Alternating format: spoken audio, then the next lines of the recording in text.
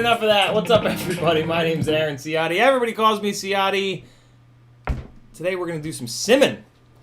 I think my voice should be normal and there shouldn't be any farting.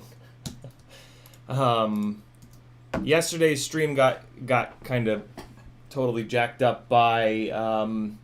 So here's what happened. My microphone here that I've been using for over a year, well, 15 years, come to think of it. This microphone, which was plugged into that USB port right there for the last 6+ months, started doing what it was doing yesterday. I don't know why. And the only fix for it in the past hour and a half is plugging it into a different USB port. And here's the really fun thing. It's now plugged in to the USB port where it was having this same problem 6 to 8 months ago. So it was having the problem plugged into this USB port before. I fixed it by plugging into that USB port. 6 months go by, and the problem moves over here and moves away from over there. So, kill me. Because what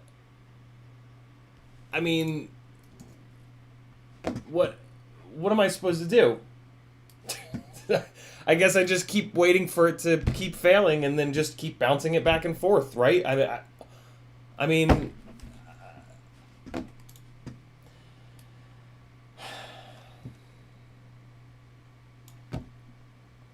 and it being plugged into it's just not.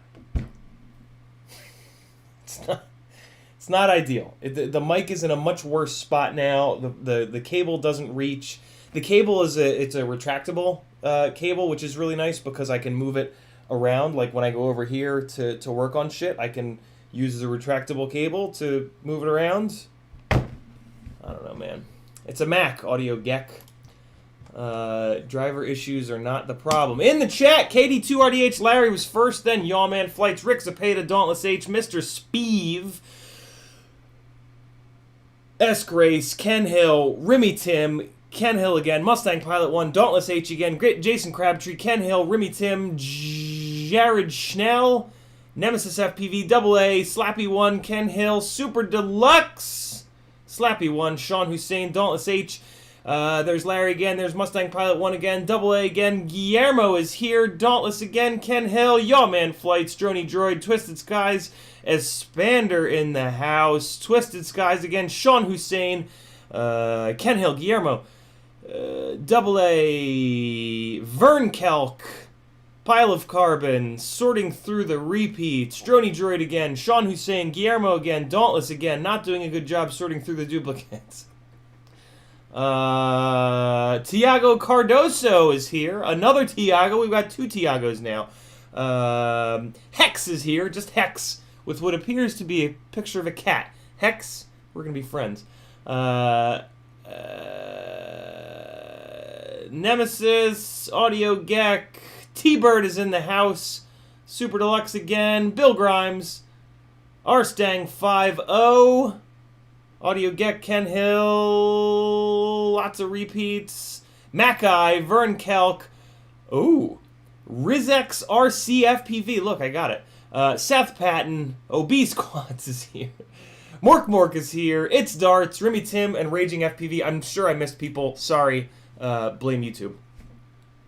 Their little chat window here sucks. Dauntless tagged me and said Shart. Guillermo tagged me and said hi there. If you want to talk directly to me, what you're going to do is you're going to type CiottiFPV, no spaces, and make sure you spell it right. If you spell it ClottyFPV, it's not going to tag me. If you spell CiottiFPV, it's not going to tag me. If you spell CiottiFPV, it's not going to tag me. You got to spell CiottiFPV. It's right down here. The spelling is right down there. If you type that into the chat, it's going to light up orange for me, and I'm going to know you're talking to me. Otherwise, I'm assuming you guys are talking to each other, which you should do because the chat stays with these videos, so you guys might not have a camera pointed at you, but you're involved. And also, in the chat are a whole bunch of really smart people. We call ourselves The Collective. We hang out over on Patreon. If you want to get involved, CiottiFPV.com is the website. You go there, and it's got links to all the stuff I'm doing. I'm trying to do this full-time so that I don't have to go back into an office and so that you guys get more juicy, gangly, big teeth content. But I need your help. I need everybody's help, to be honest with you guys. I don't have a huge audience like a lot of these other guys that are doing it full-time. So, yeah, each and every one of you guys, I appreciate everything that you do. Keep going because it's maybe kind of working. I realized the other day that all I've been getting for the last 2 months is the useless couple $100 COVID unemployment thing. Actual real unemployment, our lovely government has not extended, which is a real problem. But kind of is what it is. Hopefully things will get better next year. So yeah, but it's somehow just barely working. The bank account hasn't hit 0 yet. So huge thanks to all of you guys, and yeah, keep it up because you're doing it. You're enabling me to do this, and yeah, I think that's a good thing. Hopefully you do too. Hey, who needs TPU? Who's got Source 1?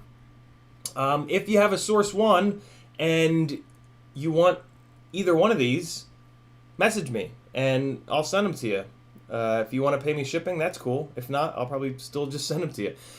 These are for the Source 1, and then I've got one here for the V1 Remix. I don't know if this will work on the V2 Remix, but I know it'll work on the V1 Remix. Do your own research. Message me if you want it. And then this is TPU for the Schizo frame. I forget what it's called. But yeah, so message me and I'll send you some TPU for nothing. This is and then this is a universal like 0 degree session mount that you can just either battery strap or, man, I'm having a real fucking problem with my allergies lately. My eyes are like stinging and watering and shit. I don't know what's happening. Zip ties or battery strap. So yeah, if you want this, message me. Somebody message me, guys. This is just sitting here. Come ask me for it, and I'll give it to you, and you can have it. I just want it to get used. Yeah. Putting it over there. If you want it, let me know. Guillermo says hi. Droney Droid says present and accounted for. Twisted Sky says what's up, man. Espander says yo. These are all the people that have already tagged me. Droney Droid says give us a Barry White. Oh yeah. I can't. I next time the microphone screws up, remind me, Droney Droid, and I'll give you an oh yeah. Twisted Sky says sounds great. Larry says voice is good. Dauntless H says nothing like a temporary fix. Yeah, right. Although I mean, I don't think this is going to be I moved it back and forth. I plug on those 5 or 6 test streams that I just did. I was plugging it in and I hate this shit. I hate technical problems. Why? What? Nothing has changed. Nothing changed. It's what? Like, now I know what it's like to be... Well, I already do, because I've had to use PCs at work. But, like, one of the reasons that I've always been on Mac is that for the past 20-plus years, in whatever job I've had to use PCs, and it's been a complete nightmare. Like, every single time I've ever used a PC in my life, it's a total nightmare. And it was always so nice to just come home to a Mac that just magically works, and it's fine, and everything's great. But then the one time in a million that it's funny, right? Like, it's almost like PCs don't work ever, so you're used to them being not working. So, like, when they don't work, you don't freak out. But, like, for me, it's like the Mac always works. All the Macs I've ever had always just work. So when they don't work, it's just...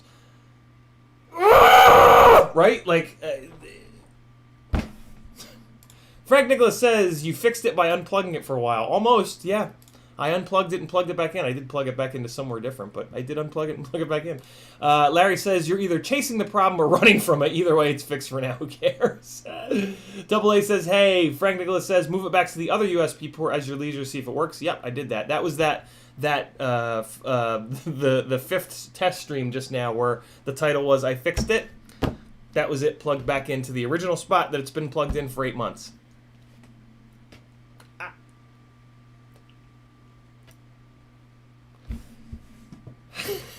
Mustang Pilot says it works, and we love you. Thank you, brother.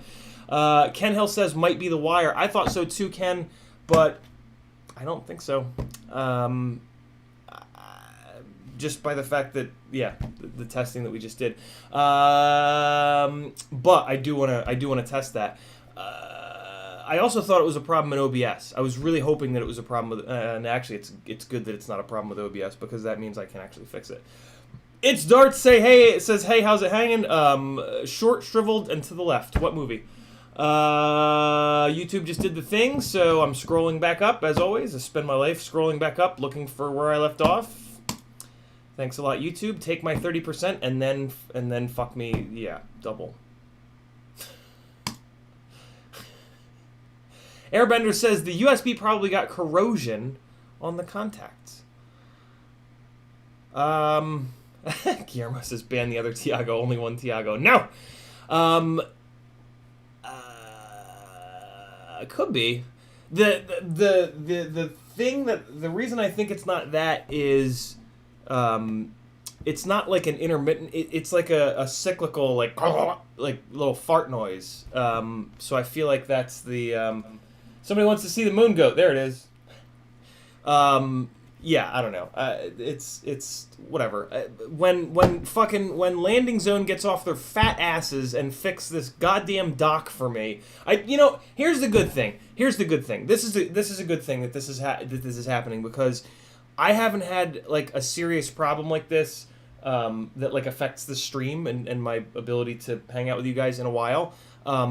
So this is good because this angers me and encourages me to get the laptop going. But the laptop is like ready to go, but I need a goddamn dock. I need a fucking dock that works. And for some reason I've bought 2 of these Landing Zone docks now, and they just don't do anything. Like they're a dock that doesn't do anything. Nothing works on the dock. Nothing. The headphone port doesn't work. The USB ports don't work. The monitor port, like, oh, hey, we're gonna make a dock, and it's just gonna be for fuck you. You're gonna buy it for $200 goddamn dollars, and it's just gonna sit there and fucking, you asshole. Like, what? And like I emailed. I've been emailing the company for months, and they're like, "Oh, okay, so we're gonna take you through a different troubleshoot this time. What we want you to do is unplug the dock, undock the computer, and then we want you to wait 30 seconds." Put the computer back on there and plug it back in. That should fix it. Oh, I'm sure that'll fucking fix it, because I definitely haven't done that before. That's, wow, thanks for the fucking troubleshooting help, you goddamn douche rags.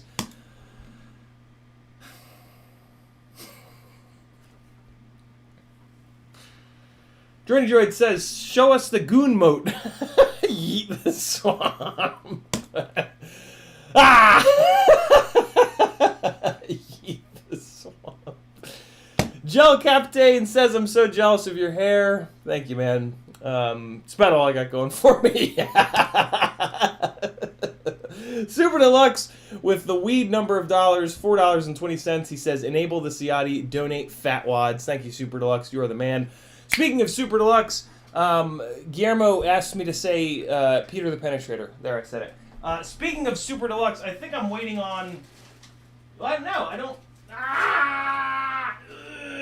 I don't think I'm waiting on anything. Super Deluxe has been sending me some awesome stuff. We're going to do some cool shit. Bunch of giveaways coming up, sponsored by Super Deluxe. That's the Duo. Yeah, lots of good giveaways coming up. There's some duos going on here. There's a Remix V2 that's going to be in the giveaways. Maybe even 2 of these. Now that I have the Moon Goat, I feel bad. Super sent 2 of these, one of them for me to build, but like now that I have the Moon Goat, I'm kind of like... So I might just... This might end up being a second giveaway. Sorry, Super. But, I mean, come on. I don't have to explain it to you. You got the Moon Goat already. You know how sick it is. Bunch of grip, and this is not for a giveaway. This is Supers. The reason why he sent all this stuff is we're going to pull this thing apart. We're going to swap motors. We're going to get it dialed in. We're going to figure out why it doesn't fly right on the stream, hopefully this week. And, yeah, we're going to build Super the ultimate... I mean, it's basically going to be the same exact thing as my Acrobat Duo, but that's pretty much the ultimate Acrobat Duo with X-Nova 1804s. These motors pretty much fix most of the problems. Although this does have smooth running motors on it right now. It's got the T-Motor 1507s, which do run very smooth, but it's just the wrong motor size. 1804 performs infinitely better. So yeah, we got some really cool shit coming up from courtesy of Super Deluxe. So show him some love. Get your asses over to his channel. Give him a subscription. Great pilot. Great person. Yeah, get on over there. If you don't, I will hit you in the head with a hammer. Twisted Sky said, I just got a Source 1. Twisted Sky, send me an email, and I'll send you some TPU for it if you need it. Gel Captain says, I'm in for the Schizo TPU. Send me a message. I'll send it to you, Gel. Grumpy FPV says, I just built the Source 1. How much to post to the UK? Typically, shipping overseas for me is around $13. So yeah, if you guys are willing to pay $13 for some TPU, let me know, and I'll totally ship it out. Bill Grimes says, did the Moon Goat frame kit come with everything needed? It sure did. No, you ordered extra. Yeah, I ordered, basically, if I'm ordering a frame, I look for anything that's not standard, and then I order a second, a backup set of anything that's not standard, because I pretty much assume that I'm always going to destroy everything the second that I take off. So yeah, I bought the only like totally unique thing in there is this, which is called a shoulder bolt. And I actually don't think that these are going to be an item that breaks a lot because of where they're located. Basically, they are inside here. Typically the arm bolts that break are the outer ones, because when you put force on an arm in any direction, right, it just puts more. It just wants to rotate, and it rotates on the outer one. So the inner one usually survives. So like I bought an extra set of these shoulder bolts. I mean, they're like $1, so just buy an extra set. But I don't think I'm gonna need them. But we'll find out, because I'm gonna bash the fuck out of that thing. That is gonna be my basher frame. The glides.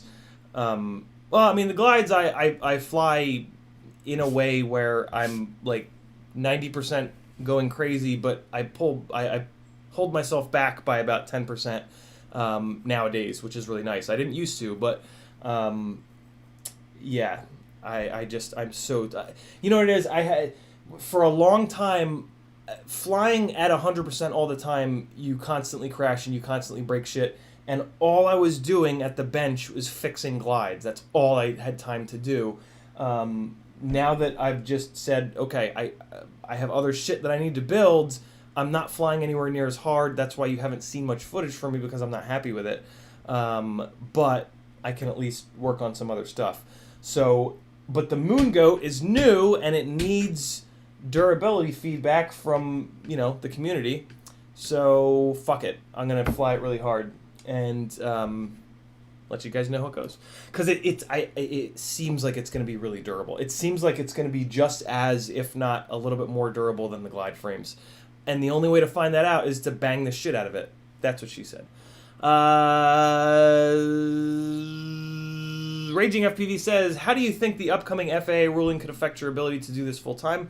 It depends on you guys, to be honest with you. If you guys stick around, I'll be here. If it prevents you guys from building stuff, I'm fucked. I'll find out when we get there. I'm in.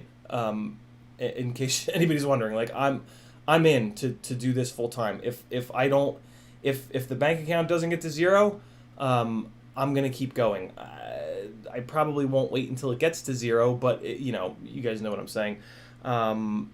Yeah, I'm in. I'm all in. I'm not looking for work right now, and that's probably a horrible idea. But fuck it. Maybe the whole, you know, we might not. There might not be a 2021. We might not make it out of this year. So if that's the case, I'm gonna go down doing something that I enjoy, rather than starting up another new job. So yeah, I'm in, man. If you guys want to come with me, I'd love to have you. Richard Warwick says Grumpy FPV is after the Source 1 stuff. Awesome. Thanks, Richard. Frank Nicholas says nothing that you know about has changed. Yeah, that's true, Frank. Expander with 2 squigglies. I don't know what that is, Expander, but it's is that a pound symbol? Wait, no, I can. All right, let's see. I think let me approach this as a thinking human being here, and I will copy and paste. And no, let me just do this. I can just do that, and it'll tell me what that is. It's a pound sign. Why didn't I know that? What the hell kind of a BBC fan am I? I kind of thought that might have been the pound sign. 2 pounds. Thank you, Expander. You are awesome. Every little bit helps. It certainly does. Thanks for the segue, Expander. Over on Patreon, for as little as $3 a month, you can get access. That's 10 cents a day. And as Expander rightly says, every little bit helps. Patreon is, Patreon is the thing that helps the most. $3 over there a month is huge, because it's the closest thing that I've got to like an actual paycheck, and it's an awesome little community of folks. I'm trying my best to post up there as much as I can. Secret stuff, blah, blah, blah, blah, blah. Go do it! Guillermo Nespola says, reminds me of that line in the Hulk, I'm always hungry. Yeah. Sean Hussein says, spoiled by privilege. Yeah, exactly, man. Mac computers make you, they do. They spoil you because they just work really well. Go figure. When one company makes the hardware, and one company controls, I should say, the hardware and the software, it works really well together. Who'd have thunk it? Slappy1 with a $10 super chat. Thank you, brother. He says rent money. Indeed, Slappy1. That is, that's not even close to the truth. That's just the truth now. Mustang Pilot 1 with a $4.99 super chat. Keep doing what you do. Thanks. You're certainly welcome, brother. Thank you for coming along with me on the ride, all you guys. It means so very much. And then RiseX, I didn't miss you. RiseX RCFPV says, what it do? Take a TPU off your hands. Message me. There's first come, first serve on the messages. CiottiFPV. All right, well, so you guys got to message me on Facebook then, because I don't I'm not going to compare timestamps between Facebook and Instagram and Patreon. So if you want the TPU, message me on Facebook at CiottiFPV. If you don't have Facebook, I don't know what to tell you. Just message me somewhere else and I'll do my best, I guess. I'll go through the Facebook messages first, and then if there's any TPU left and I see you on Instagram or Patreon or whatever, you're next in line. How about that? Protnigo says, what are your favorite low-pitch props? Gemfan 5143 threes, hands down. The T-Motor 5143s are also really good. The HQ V2Ss are also good. I just find that the Gemfans are a little bit more durable, maybe. And more importantly, they come in purple. So, yeah. That's the real reason. All three of those props are so... Like, I say that in jest, but, like... all three of those props are so good. You're gonna love my nuts. Yawman Flight says, did my first presentation at a drug class. Oh my god, how high did you get? To promote FPV. Don't know if I had a chance to check it out. Did you send me something, Yawman? I didn't. It sounds like I'm a little bit behind on communication. I can't wait to check it out, man. Dauntless H says, life hack, if your family is poor enough and you go to a private high school, the school will buy you a new MacBook Air with 32 gigs of RAM. No shit. Damn. That's pretty cool. That strikes me as something that Apple's doing. That's kind of cool of them to sponsor something like that. Damn. That's a big deal. Haveboard spelled my name wrong, but luckily I just happened to see it. He spelled my name wrong and it didn't trigger orange, but I just happened to see it. He says, Ciotti, it happens with DJing. USB cables can start to intermittently short out and need replacement. Yeah, see that, and there was a moment where I was convinced it was the cable, and then I plugged the cable in over here and it was fine, and then I plugged it back in over there and it wasn't fine again. And it could totally still be the cable, but probably not at that point, right? Like it would be pretty miraculous if it like magically stopped working and then magically stopped working, magically started working, magically stopped working. I don't know. It certainly seems to be something related to the USB port on this monitor, which whatever. It's fine. Hurry up, landing zone. Help me, you shitbags. Fix your goddamn dock. It's a dock. It's a dock, yo. It's a dock. It takes one plug and makes it into another plug. How difficult is this? How difficult is this? God damn it. Superlux says drivers. Could be. I've never ever had any driver issues on a Mac. I wouldn't even know where to begin. Like literally, I've never had to ever do anything with drivers. Vicious Stitches says, what's up? Good to see you, man. Thanks, brother. Frank Nicholas says, then the docks are junk. It is junk. Get a refund. What's the dock connection? USB-C or Thunderbolt? Both, actually. It's got USB on one side and then Thunderbolt on the other. And nothing seems to work. It's the only dock. So yeah, I got a refund on the one. This one I only paid $20 on eBay for. So initially I was like, all right, well, I got fucked.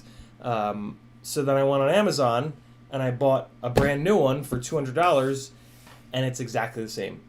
There's no difference whatsoever. And it was at that point that I contacted Landing Zone and I explained, like, hey, I've got two of these things, and like, what's the deal? Like, are you really selling a dock that literally does nothing? Like, doesn't even pass power through the USB ports?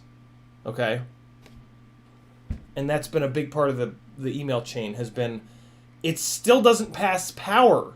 You make a dock that does nothing. How is this possible? Like, how is it just me? Right? Like, am I the only one that's bought? I mean, at least one other person has bought this dock because they sold it to me on eBay after they realized that it doesn't work, I guess. Thus the $20. I don't know. Random FPV just said at Ciotti he forgot the FPV, but I saw it, and he said he misses the Green Man suit and says bring it back. Not a chance in hell. Well, you guys donate $600 again on a 24-hour stream or on any stream, and I will bring it back. But it's about $600 uncomfortable. My fucking like it, since it's meant to be zipped in the back and the mask goes over the front. When the big problem is you can't fucking see anything through the goddamn mat. Like they didn't make the front piece of the material even remotely see-through. Like they just didn't try. They just used the same material. So I couldn't fucking see anything. Like I couldn't read the chat. I couldn't see the mouse pointer. I was clicking wrong shit. Yeah, it's impossible to wear. But then when you pull the mask down here, the zipper like actually tries to kill you. It's not good. The Green Man suit is not a good costume for live streaming. It's confirmed. That's what yesterday's stream was about. Scroll. Trying to get caught up so that we can talk about the moon goat for a minute, and then we can get into the stream. Super Lux says, "You do you, man. Donate all the things." Hell yeah, Super. Sounds good, brother. Bill Grind. Oh, hey, let's do a giveaway. I don't know if these are worth anything to you guys, but maybe they are. So we're gonna do a real quick super chat giveaway. Here's what this is.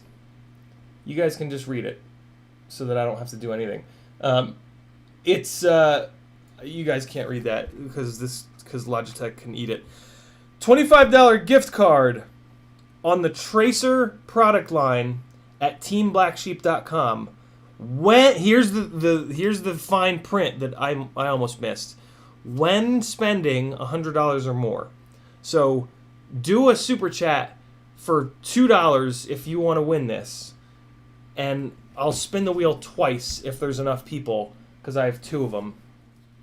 And if you plan on spending... So don't super chat unless you plan on spending $100 or more on Team Black Sheep. It doesn't specify that you have to spend $100. It says gift card $25 on the Tracer product line at teamblacksheep.com when spending $100 or more. I don't know what that means. I don't know if your whole order has to be Tracer shit or if you... But, like I said, I don't know if you guys actually have any interest in these. But if you do, a $2 super chat will get you on the wheel in a couple minutes. If there's any super chats, I'll put you guys on the wheel, spin it, and then mail you this, as well as a sticker. You're also going to get a sticker, damn you. It's going to be a holographic CiottiFPV sticker that fits perfectly on your goggles, because I have this dream that you guys will put these on your goggles. I don't know. I just think that would be super cool to see my sticker on somebody else's goggles. I don't know. I'm a weirdo. Bill Grimes just ordered the Moon Goat. You're going to love it, Bill. Hey, you can get your TPU for it from the FPV Geek, Ron DeLeos, on Instagram. Here. Look at. I just reposted this. Or Erod. Erod, yo, has an Etsy store, and he's doing TPU for it as well. I think this is a good one right here. There's a good one. Where's that at? Oh, there it was. Shit sticks. On the 24th. Blah, blah, blah, blah, blah. What's up? There it is. The FPV Geek making that Moon Goat hardware. Not hardware. 3D printed stuff. There he is. Get on over to the FPV Geek and order your TPU, or go get it from Erod. Either or. 2 awesome people you'll be supporting. 2 great dudes in the community who are, just mashing and just getting shit done. And you're gonna love the frame, Bill. I'm really impressed by it. Never hold back, never surrender. Super Deluxe says, scroll. Icy Bird says, what's your main transmitter right now? It has always been, and I have a feeling will always be, the QX7. I have big, long piano player fingers, even though I play drums.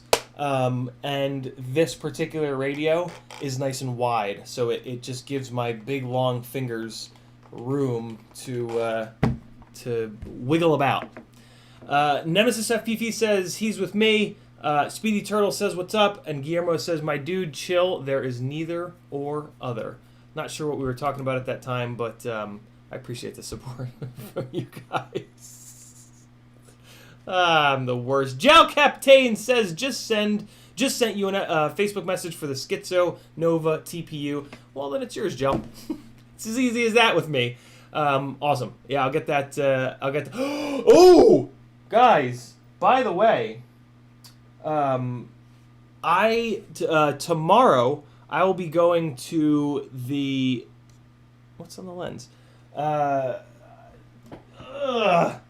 mailbox and dropping off a load of packages that are that will catch me fully up. I am fully caught up on shipping stuff out, and that's my crowning achievement. I haven't been caught up in about 8 months.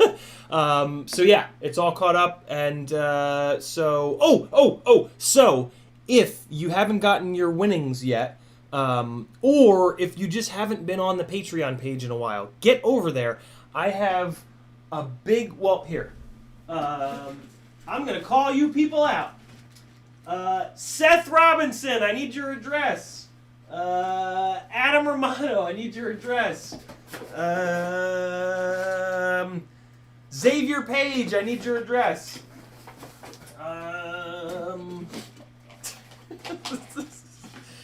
Mikhail Backstrom, I need your address. Dan Paprocki, I need your address. And Shane Tyndall, I need your address. You guys all have Patreon messages waiting for you.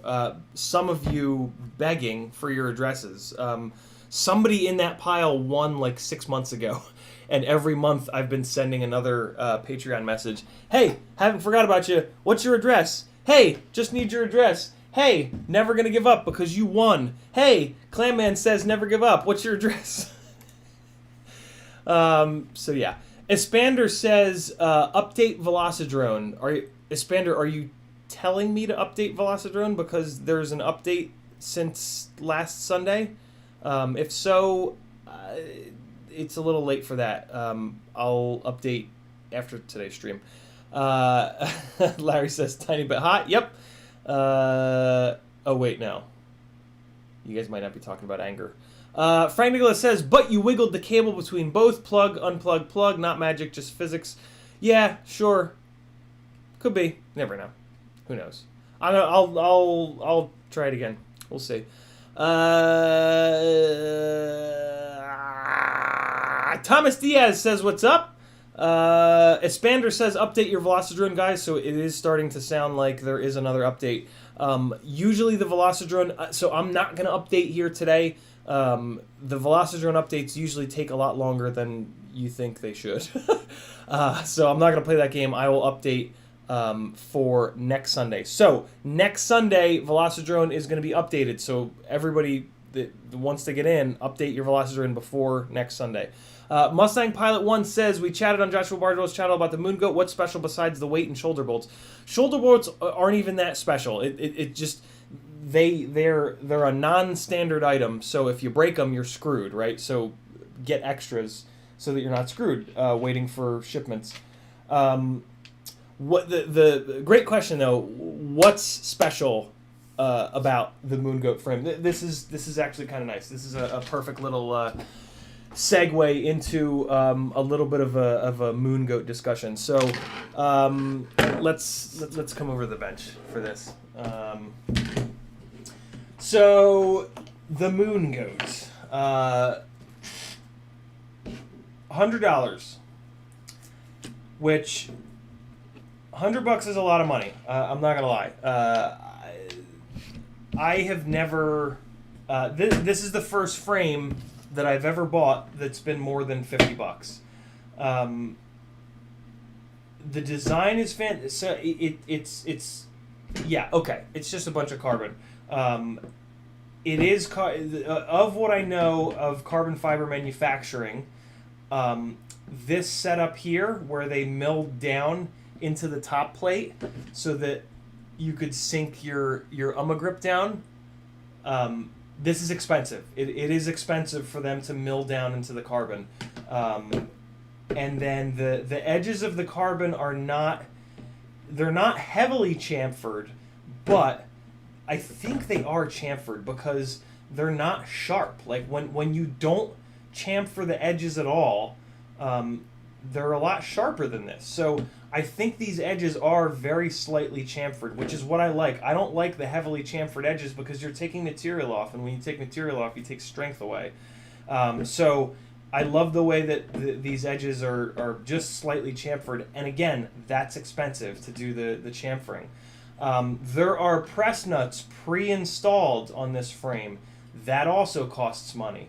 I'm basically just looking for the things that differentiate this from a $50 frame, right? Like, if I have a feeling that one of the things you guys are feeling right now is, why the hell would I spend $100 on this versus the Glide for $50?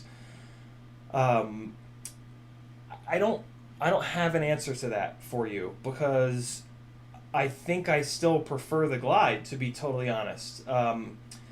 But that a big part of that is the dead cat arms that are available for the Glide. It's a big deal for me for the Glide to be a frame that you can put a 0-degree camera GoPro 0-degree up tilt GoPro TPU on with the dead cat arms and get no props in view on the HD.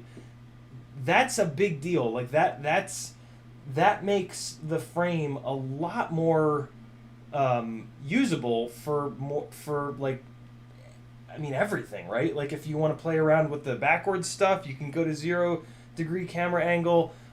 If you're on set filming something that's going 5 miles an hour, that's going to be important.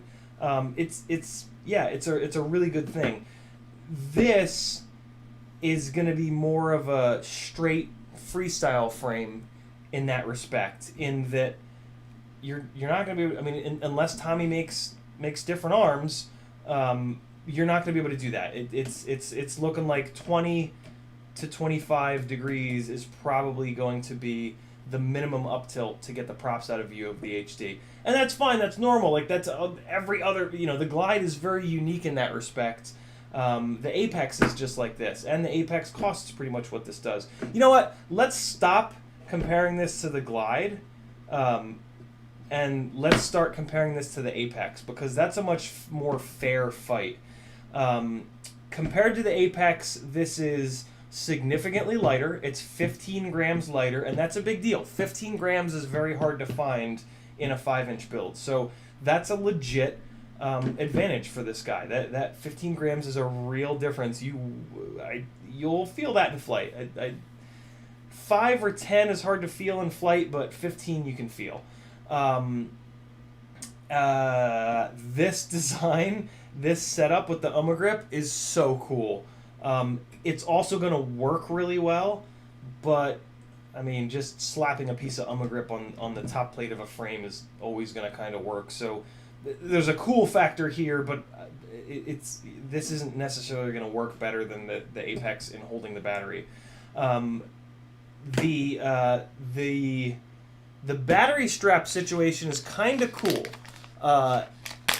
It doesn't really work for me because I run a very, very lightweight and small 6S battery. This is a Tattoo version 1 R-Line 6S 1050. And with this battery, the really, really nice battery straps that come with this don't really work all that well. It's basically a little bit too long. So I only get I get about this much engagement on the Velcro, which is just not enough. I mean, not only does it sticks out like this, but I mean it's just not enough Velcro engagement. So I love these battery straps, and I love how they mount. They sit and they mount like here to the frame itself. Go to yesterday. Go to the video from yesterday, and I showed you guys how that works. But it's brilliant. This is such a cool battery strap setup, but I personally can't use it because of the batteries that I run. Most people run 1300 mAh or 1500 mAh 6S batteries, and those are the batteries that these battery straps are going to fit for. So if that's you, that's going to be a big advantage, because those battery straps are really better, mainly because they pull evenly. They are a little bit heavier because they have two metal buckles, but they are better in that they pull evenly on the carbon. So yeah, there's that. All that being said, for me, I'm just going to take a plastic buckle Pyrodrone battery strap, because running two of these, I've only had like one ever fail, and it just barely failed. I'm just going to do that. One back here, one in the middle, and fucking Jake's your uncle. So yeah, that's going to be good for me. Other than that, I mean, it's the camera protection is really nice. This is a long bodied and lensed camera setup, and it's still fully protected, which is great. I mean, to be honest, those are the big things. I mean, having the rear end up a little bit higher like this allows you to zip tie your Immortal T back here, and it'll never hit the ground. That's kind of cool. This is air unit compatible and all that nonsense, which means nothing to me yet. Yeah, I mean that's about it. The weight is the big deal. I mean, 105 grams for a strong frame is very rare. The Glide, really, up until this point, is the only frame that's been able to do that. The Apex came close, but 120 grams is just a little bit too much for me, and in my opinion. So, yeah, I mean, in terms of, I want to build a tough frame that's light, and it's just going to be freestyle only. I don't need to go down to zero camera angle. This is not a bad choice. If you're willing to spend $100, that's the I want to. I'm very torn right now, because I want you guys to support Tommy, right? Like so much so that this is, like I said earlier, this is my first $100 frame that I've ever bought. I might never buy another $100 frame again. The reason I bought it is because I wanted to support Tommy and Cricket mainly. Because I'm pretty dead set on the Glide. Like I can tell you what's going to happen. I'm going to build this up. It's going to fly great. It's not going to fly any better than the Glide, I'll bet, because I've already taken this and done this little test. Maybe it has a little bit less harmonics than the Glide, but I don't have a problem with the harmonics on my Glide. I move my filters way the hell down, and my very simple, very straightforward Glide tune never prop washes. So it's, I guess you could, this sounds terrible, but like the Glide is good enough in a way, right? Like that probably makes sense to you guys. Like, yes, the Glide's not perfect, but it's $50. And there are some things that it does better. I mean, there are some things that it does. Not even does better. There are a bunch of things that it does that none of these other frames do. That's a big deal. Oh, the other thing that I like about this frame is that these are 15 millimeter standoffs. So my epic Glide quest to get it down to 15 millimeter standoffs for the strength benefit, this is one step ahead. Well, not one step ahead, but this does it right out of the box, right? So yeah, there's a big chunk of Moon Goat talk. Hit me with some Moon Goat questions. Why did the stream just die? Did everybody just leave? Google's telling me that everybody just left. That's interesting. Let me refresh the page. Maybe. Okay, so Mustang Pilots. Oh no, we got that. Frank Nicholas says, to your Mac, it has only one connection. The dock may offer both types of connections, but it only uses one on your Mac. What's the model? I'll shoot you an email, Frank. Super Deluxe says docks are so 1999. Yeah, my monitors are also they might literally be from 1999. And I need the dock to be able to hook the monitors up. Yeah. I mean, the big thing about the dock is that it's got the headphone plug, which I'll use, the monitor plug, which I'll use, 5 USB ports, which I'll use, and there's one more connection that I want to use on it. So it would save me a ton of time having to every time. You know what the dock does? The dock allows me to use this as a laptop as well. If I've had laptops at my project management and sales jobs for the last 20 years, and any time that I've had a dock, I would actually be willing to take the computer away from my desk. Whereas if I didn't have a dock, I would always, I would just never want to sit there and okay, now I'm good. All right, let me go back. Oh, now I'm back to oh god, I got a meeting real quick. Ooh, it's not working. Ooh, right?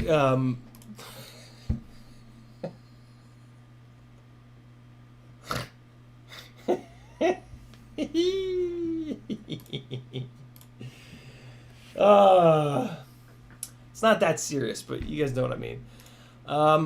Dauntless H says, just get a Vava dock for $30 on Amazon. Works great. I will look up Vava dock.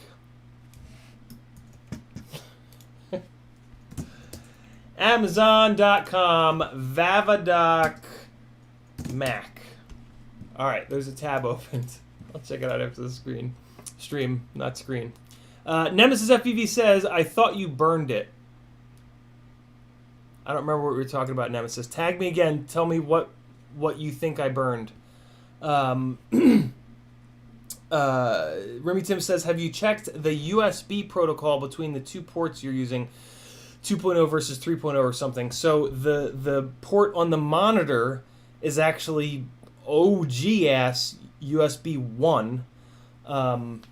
Over here on the hard drive, it's actually it's one of those hard drive cradles where you drop the physical. I don't dare touch it because it's got a USB port in the front. It's USB 3. I don't know. This old ass USB 1 was working. Tiago says, I will reach you and debug the damn dock command line. Crazy stuff. The problem is, Tiago, I don't know if you can get to that point because it doesn't connect to anything. Like, you can't get to a command line or you can't do anything because it just doesn't connect to the laptop. Like when I go into the USB device tree, it's just not there. It just doesn't connect. And then that USB port that the dock seems to be using, I plug into it, I plug anything into it, and it's completely fine. So it's not the USB port. And it's not the computer. Maybe it's the computer. It doesn't make any sense. Jason Crabtree with a $2 super chat. He wants to win one of these Team Black Sheep cards, and I think he's the only one. No, there's more. There's more. No, there's not. Looks like Jason Crabtree wins it. Because he was the only one. Jason, I guess you plan on doing the Tracer thing? Cool. Send me your bzzz, the wheel spins and fucking here's the goat. Ah! No, the goat's all quiet now because the mic's farther away. Congratulations, Jason! Wow! Whee! Jason, shoot me a message, CiottiFPV on Facebook. Remind me, just shoot me a message, say, hey, Ciotti, send me that Team Black Sheep gift card, and I will. So there's another one. If anybody wants this other one, let me know. Since it doesn't look like there's enough people willing to do the thing in the place.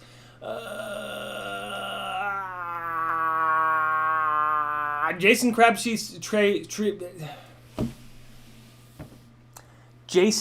Crabtree says, will the Moon Goat replace your Brat? It will not, because the Moon Goat's a 5-inch rig and the Brat is a 3-inch rig.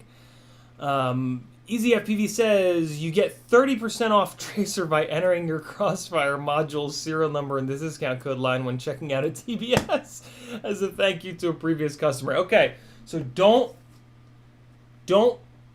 use this. Don't use this if you already have a Crossfire module serial number, because this is only, if you spend exactly $100, this is only 25% off. Easy FPV, great tip, dude. That's pretty awesome. That's pretty cool of TBS to do, if I'm totally honest. You guys probably know my frustration with Trappy, but it's pretty cool. TBS does some nice stuff. I'm coming around, whatever. They're fine. They're a great company. Trappy can be mean sometimes, but that's okay. Some people are just mean. Frank Nicholas says, does your QX7 support FR Sky XM Plus? Yeah. Should. It's an old school QX7. So yeah, it's on the pre-access. Expander says, my Velocidrone needed updating today. 500 plus megabyte update. Oh my god. What sucks, Expander, is you're not going to be able to join us now. Because you're updated, you're not going to be able to join us. Sorry, dude. Yeah, that sucks. But next Sunday, I will be updated, and hopefully everybody else will. Frank Nicholas says, Velocidrone, depending on your internet connection, new full install for me was 10 minutes. I'm just, yeah, I just can't do it. I can't do it. I can't do it. It'll explode for sure. Dauntless says, for Velocidrone on Mac, you have to do some crazy code stuff. Watch the YouTube vid, and it worked. I haven't had to do anything like that, Dauntless. Velocidrone's been completely plug and play. Install, click the button, away we go. Drony Droid says, it's like you're reading our minds. $100 normally implies warranty. All right, so let's talk about that. I don't like Armatan. I don't like the attitude of Chris that runs it. I don't like that that the frames break so often. I don't like that the frames have so many mid-throttle oscillation problems. So for me, the Armatan warranty is worthless, because the frame shouldn't have broken. When the frame does break, and it will, it shouldn't have broken in the first place if it were properly engineered or properly cut on the carbon. Well, yeah, that's really it. That's really the reason. What we have here is, it certainly seems from the feedback from Cricket, who flies hard as shit, and Erod, who also flies really hard, it certainly seems like this is what happens when you spend that warranty money on proper engineering so that the frame doesn't break. So what would you rather have? A better, stronger frame, or a frame that's going to constantly be broken, that you're constantly going to be waiting on replacement parts for? And it's not going to fly properly once those replacement parts come, because the carbon fiber was cut in the incorrect direction, and Chris refuses to agree with every single other person in the entire industry on that fact, i.e., he's wrong. So, yeah, that I will leave it at that. I would most certainly rather have this. That's just me. And the other thing is that the Glide is a frame that nobody is collecting royalties off of, and that Bob has priced damn near at cost. Nobody's ever going to be able to compare to that, right? Like that's just, you just can't compete with that. The Source One, which is the other $50 frame, doesn't have a designer really, right? Like the community did a lot of the engineering on that frame, and again, there's no pilot tied to it that's getting a kickback. So, do you want to support Tommy and Cricket? If so, this is it. And can you sacrifice not having the ability to go down to 0 up tilt without getting props in view, right? So the Moon Goat has an audience for sure. Might not be you though. Might be you. I think it's a great frame though. I really don't get excited about frames, and I'm excited to get that thing up in the air because there's a couple things about this frame that I think are going to make it really durable. Namely, this area, the fact that the top plate has been widened like this to tie into these standoffs that are so far out. That's a really good design. Putting these outside mounting points as far out as possible is a big deal, and moving them even a little bit outwards makes a big ass difference. So this could be like obviously not infinitely durable, but this could be like kind of infinitely durable. We'll see. I'm gonna smash the shit out of it. Don't you guys worry. Gel Captain says the bottom plate seems kind of weak with all the cutouts. So let's push all the wrong buttons. So I can see what you're saying.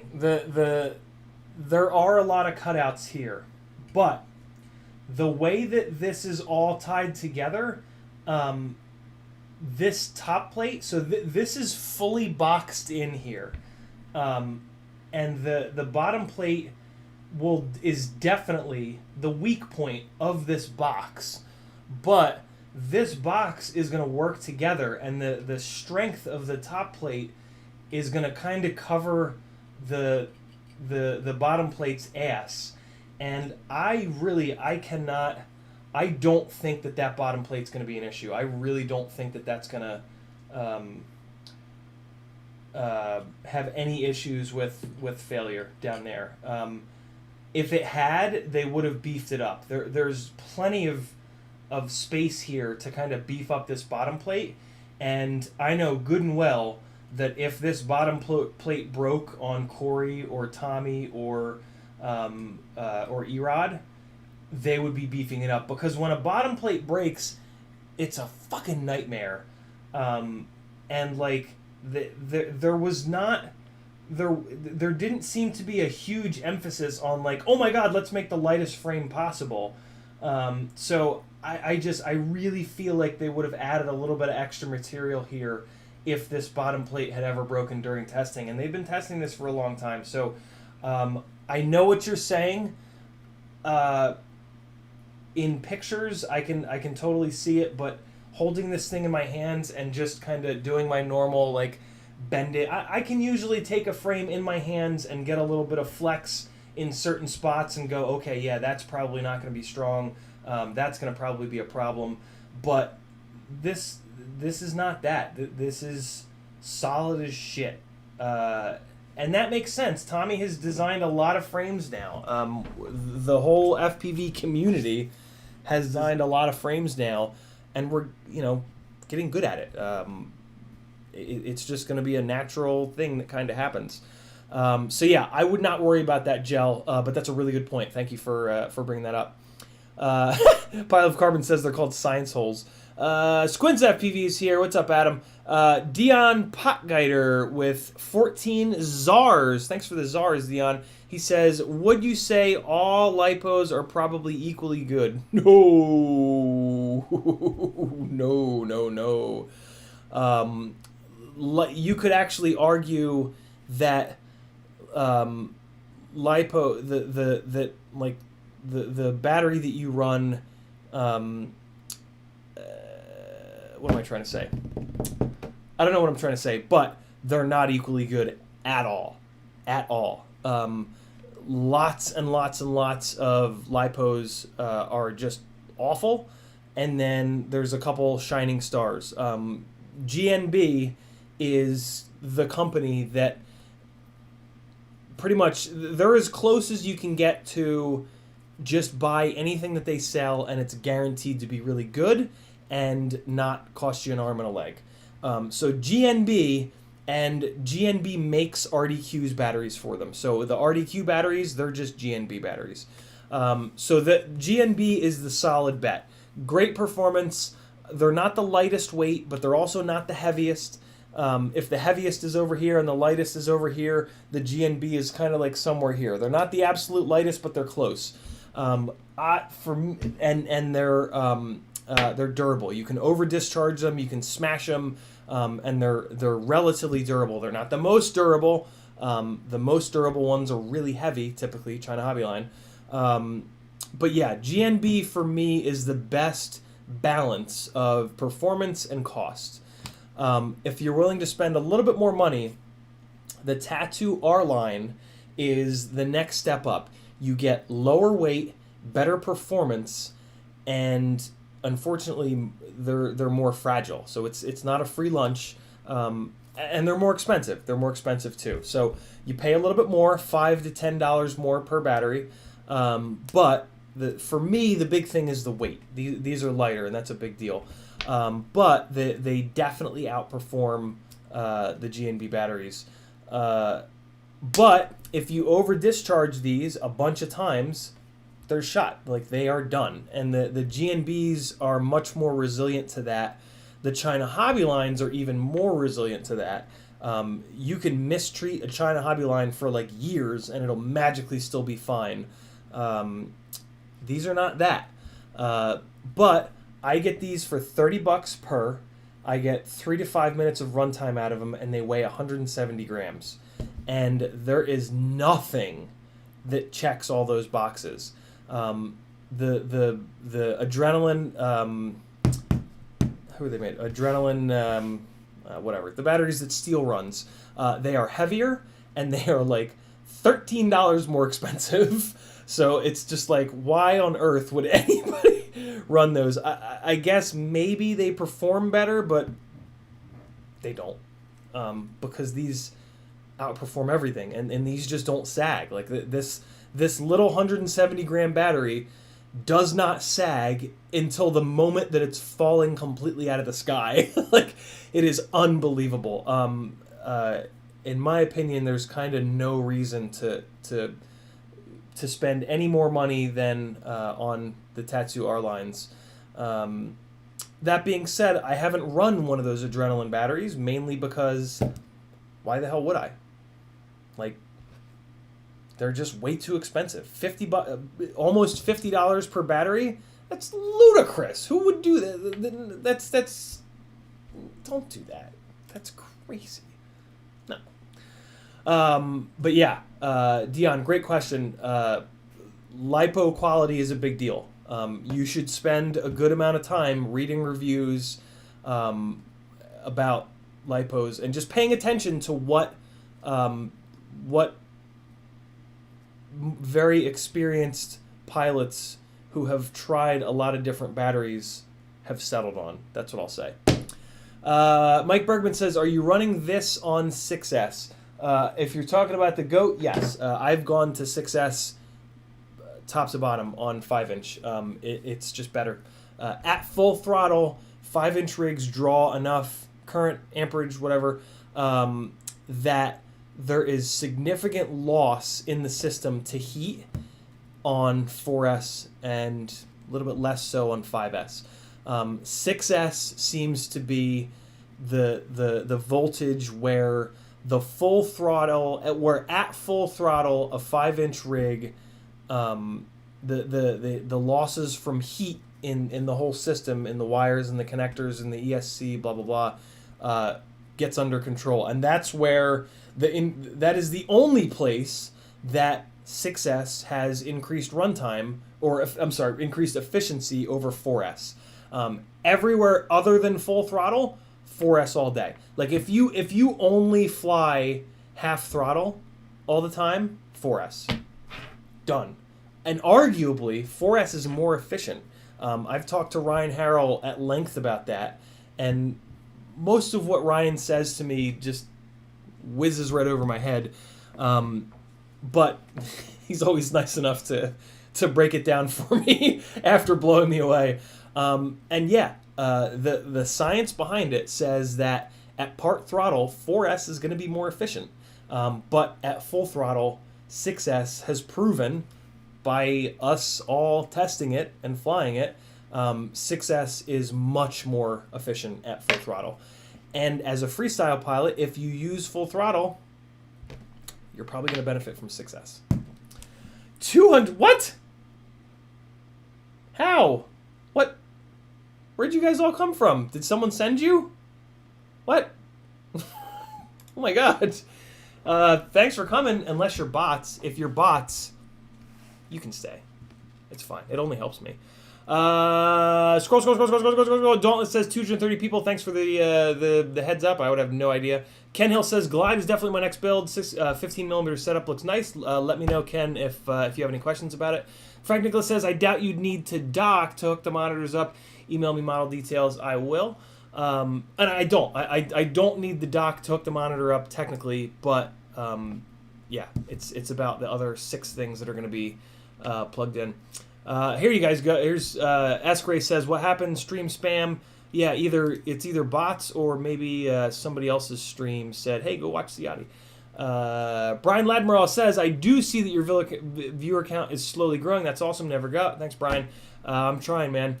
Maximus Achu walked into this. What the fuck? I'm scared. Hey, Maximus, where'd you come from? Looks like you're one of the new folks. Realtor Elvita, where'd you come from? Where'd all you guys come from? I'm curious. Where did you come from? Where did you go? Is that the lyric to Cotton Eye Joe? I'm sorry. I'm so sorry. That was as it was pouring out of my mouth, I was like, no, don't say it. Zoom mic quiet. I gotta turn that down a little bit. I think I'm a little noisy. Yawman Flight says, did you take your meds today? I did not. I haven't taken my meds in over a month. I am off my meds because my health insurance ran out. I can't afford them. But I'm dealing with it the best I can. Nemesis says the Green Man suit. Yeah, the Green Man suit is forever retired to the closet. I fulfilled my duty to do an entire stream in the Green Man suit, and in the absence of another $600 goal, I probably won't do it again. But I do plan on doing another 24-hour stream, so I can all but guarantee I go complete at about hour 16 to 18. Everything goes off the rails, and it is at that point where I'm pretty sure that money for Green Man suit stream balance tips in favor of money. Because towards the end of that stream, I remember when I did the 24-hour stream, towards the end of it, I was like, man, this is hard work. I want some money for this hard work, damn it. How can I dupe these people into giving me their hard-earned money? Patrick Rowan says, is there any issue with running a throttle cut down to 50% or even less? I want to run 4S 850s on 6,000 kV, 1404 on 4-inch 4024. I don't think so, Patrick. I mean, I've run the scale all the way down to 60-something%, and it's been totally fine.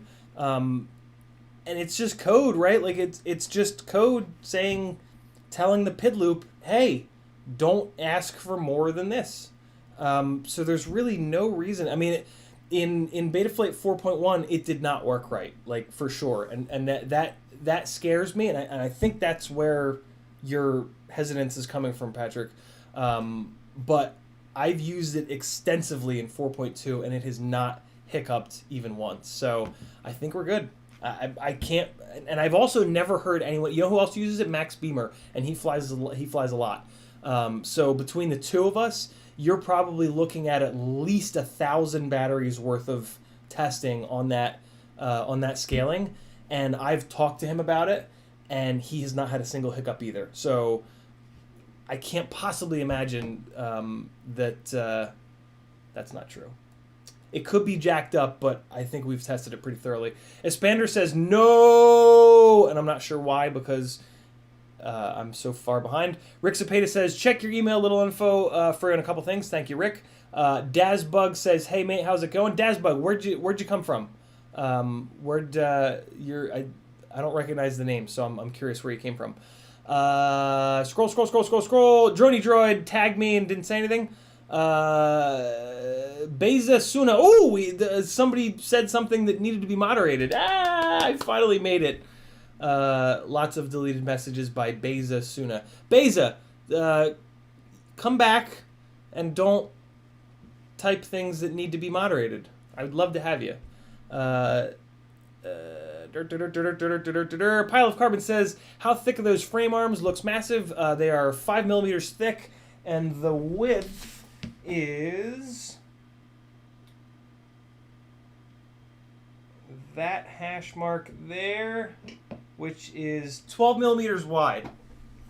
They are 12 millimeters wide, the length of the arm. Again, I love Tommy, I love Corey, and I love this frame, but admittedly, I would rather see these arms taper a little bit towards I would rather see them a little bit thinner here, where there's less mechanical torque to break them, and I'd rather see them a little bit thicker down here, where there's a longer lever. Arms, as you come closer, like the forces increase. So it makes more sense to have this part of the arm be a little bit thicker. My guess is these arms are plenty strong, so meaning that it's thick enough here, which is great. But what that also means is that there's some material here that we could remove. There's basically unnecessary material here. In theory, not in theory. That's kind of what the science says. And if you don't believe in science, you're in the wrong hobby. But yeah. One more thing.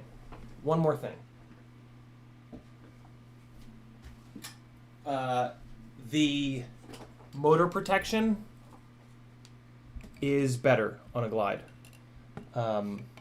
There's more motor protection, and it's at angles.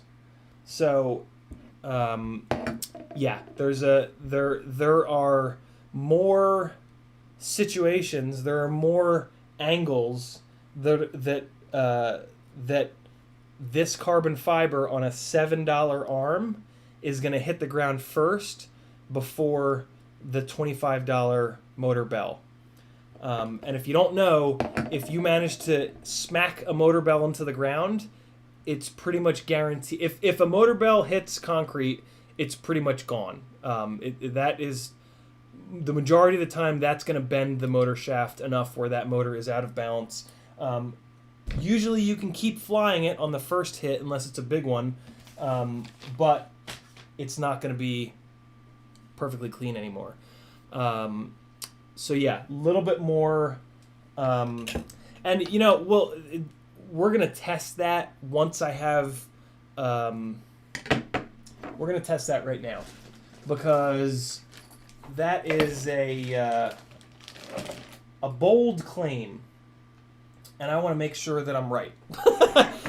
What I don't have are the TPU arm guards. Erod has sent me the TPU arm guards. So once I put the arm guards on, there'll be a little bit more material here. But I have we can say the same thing about the Glide, right? I'm not going to, in a minute, I'm not going to test this one. I'm going to test this one, which is just carbon. And in theory, the thickness of the TPU is the same, right? Okay, so let's... by the way, guys, RDQ has T-Motor F40 Pro... Well, last night they had T-Motor F40 Pro 4s in 2400 kV for $18 a motor. Get your fucking asses over there and buy those if they still have them.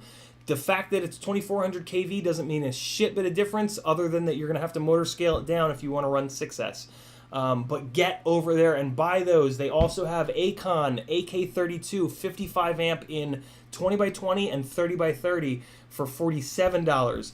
That's bananas. Go buy those now. Those are the only ESCs that you guys should be running. And at $48, go get them. Get all of them. Get more than you need. They will never be $48 again. Go. Go, go, go, go, go. Leave this stream right now and go. That's how serious I am. Oh, these are drilled 16 by 16 only. I didn't know that.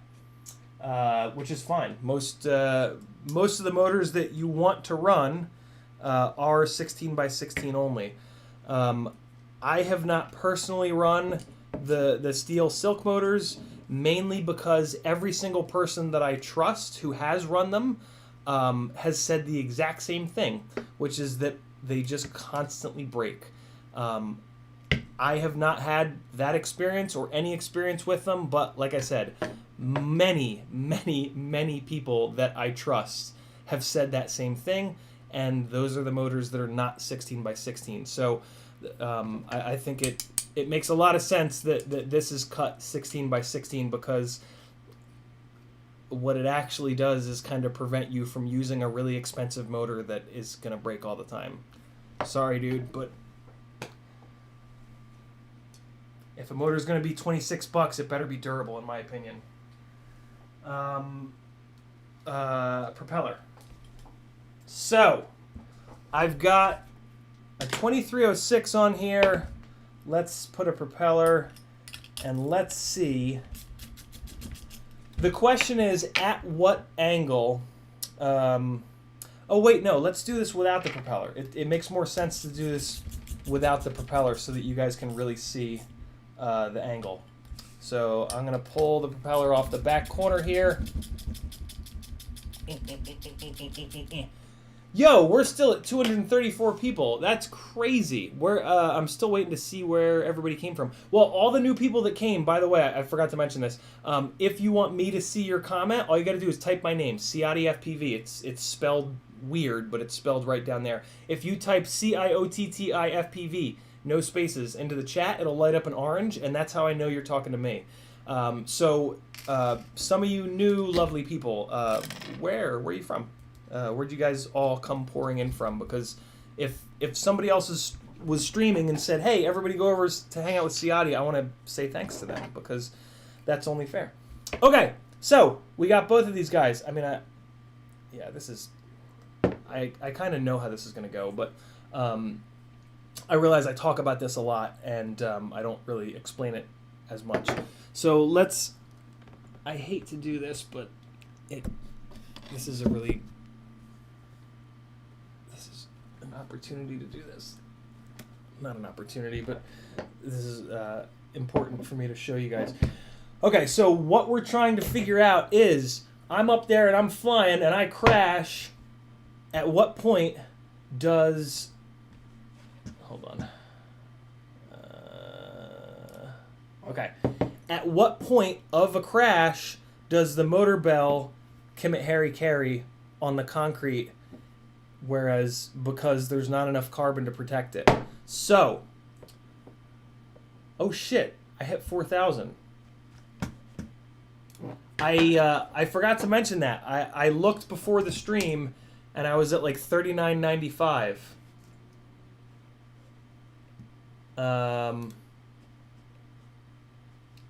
Where's it at? Wait, no, that's not what I wanted. That's not what I wanted. Holy shit! It says it. There it is. Wait. No, I want to go here. This is where I want to go. Let's get the exact number. Where we at? Where we at? Where we at? Thank you, fuckers! 4,012. Look at us go. Damn. Thanks, guys. You guys are awesome. Look how big my E-dick is. My E-dick is 4,012 subs big. Yes! Yes! Off we go to 5,000, goddammit. Bigger E-dick. Here we come. Jesus. Now let's watch as the number of viewers goes down. So I can say E-dick 18 times. Okay, let's figure this out. So, Moon Goat. Dead side. So this is a test that's going to benefit the devil horn style setup. And that's a straight sideways hit. So on a straight arm to arm hit, right now is where, here, I'll hold it. Okay, so the motor bell is now touching the desk, right? So remember this angle, guys. This is the angle that you want to remember for the goat. Oh, farts. Hold on, I gotta take another propeller off. Well, I gotta take... No, I can just take one propeller off. Shit sticks. Hang on, guys. Oh, that looks weird. Let me, okay, there we go. That looks weird for a second there. Get off of there. Okay.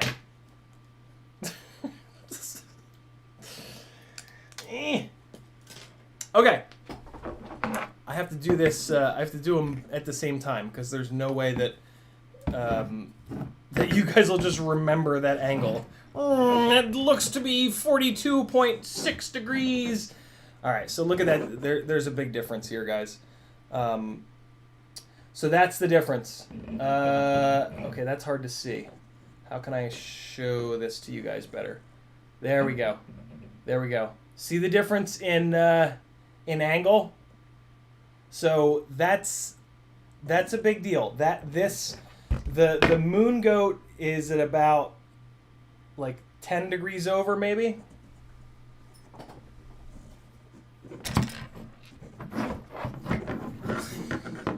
Jesus Christ. What's happening? Okay. Okay. Can you guys see that any better? You guys can see that a little bit better. Yeah. There you go. There you go. Okay, so there's the difference. That's a big difference, right? And that's advantage glide. All the way up until this point, the carbon is going to hit the ground first. Whereas with the Moon Goat, all the way up until that point, and now the bell is going to start hitting. Let me also test it on its butt. I can't really test it on its butt. So so that's a side on hit, right? Or like that, where two of the arms hit it. The other thing that happens is just the arm goes in. And that's when the single point of protection has the advantage, right? Doing the devil horns, as I for some reason call them, doing this, you sacrifice that, but you gain in that direction, right? So let's see how this should turn the tables in favor of the goat. Or it'll be about the same. I think it's going to be about the same, and it certainly looks to be about the same. So I'm doing the same thing, but I'm doing it straight down on the motor. Moon Goat's got it. So the Moon Goat's got the glide on that one. You see it? More angle is better. So I don't know. What's that prove? Nothing?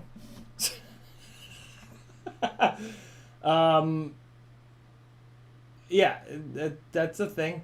So if you, there's no, I don't think anybody crashes like this more often than like this. So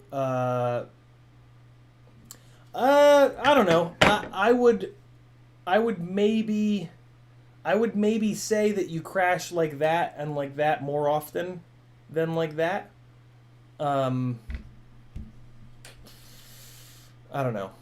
Oh shit, that's true. Freelojo, thank you for the reminder. The new glide arms, which unfortunately are drilled 16 by 16 and 16 by 19. I'm sorry, 16 by 16 and 19 by 19. The new glide arms have longer devil horns. So I can all but guarantee you the new, because they're significantly longer. And these arms are actually also kind of banged up. I've battered these arms have seen better days that I was just testing. So yeah, I'll bet you that with the new arms in that second test we just did, these guys would be even. This might still have the advantage again because we're giving it the advantage. But yeah, food for thought. I believe the glide is going to protect the motors a little bit better. That being said, this arm end on the Moon Goat is like this is pretty much the same arm end on all the other frames. The glide frame has a lot of things that are very unique to it, and this is one of them. And this is one of the things that, for me, I break a lot of motors, so I got to pay attention to that kind of thing because motors get expensive after a while. When I fly 5-inch rigs hard, I'll blow up 2 or 3 motors per flight session, almost every time I go out. So an extra millimeter of carbon to protect the motors could save me $25 per time I fly, right? So, and yeah, this is the regular glide frame, although that doesn't really make any difference. The little horns are the same on all of them. My God, I am so far behind on the chat. Full speed ahead. Freelojo says, what battery are you running on the Acrobat Duo? 4S 650s, 4S 850s, 5S 550s, and 6S 550s. My favorite, I think, is the 4S 650 because it keeps the weight down and it still gets me almost 2 minutes of runtime. Pixel Pusher says, have you ever tried the Ovonic 1000? I have not, Pixel, because it's too heavy. It's like 200 grams, and that's way too much. I have asked Ovonic multiple times if they're ever going to have a lightweight battery option because I love the price of their batteries, but they're just way too heavy. So yeah, I have not. I have flown a bunch of Ovonic batteries, and they fly exactly like the China Hobby Line batteries, which are also very heavy. Heavy batteries have they don't really sag as much. Yeah, they're too heavy. They're just too heavy. Like that's a deal breaker for me. Icy Bird working on that light radio. He says the light radio sucks. My roll and pitch is jittering now. Oh God, and the 3-position switch broke. Oh God, Icy Bird, I'm so sorry, man. Icy Bird's been having a hell of a time getting Beta FPV light radio up and running. Yeah, I've never even seen one of the damn things, so I'm useless. Dog Life says, what do you think of the Dragon Frog frame? Have you seen it? I have not. Mini 3-inch dead cat. Dragon Frog frame. Topak Dragon Frog 3-inch. 139 wheelbase. Compatible with Caddx Vista. No shit.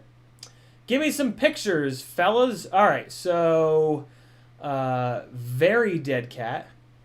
A-arms, that's kind of cool. Might not be super fragile. A lot of times dead cats can be fragile, but they turned the regular arms into A-arms. And that really helps with durability. A little weight penalty, but it does help with durability. Frame design. So that's the top plate. Looks like it's top mount. I like that.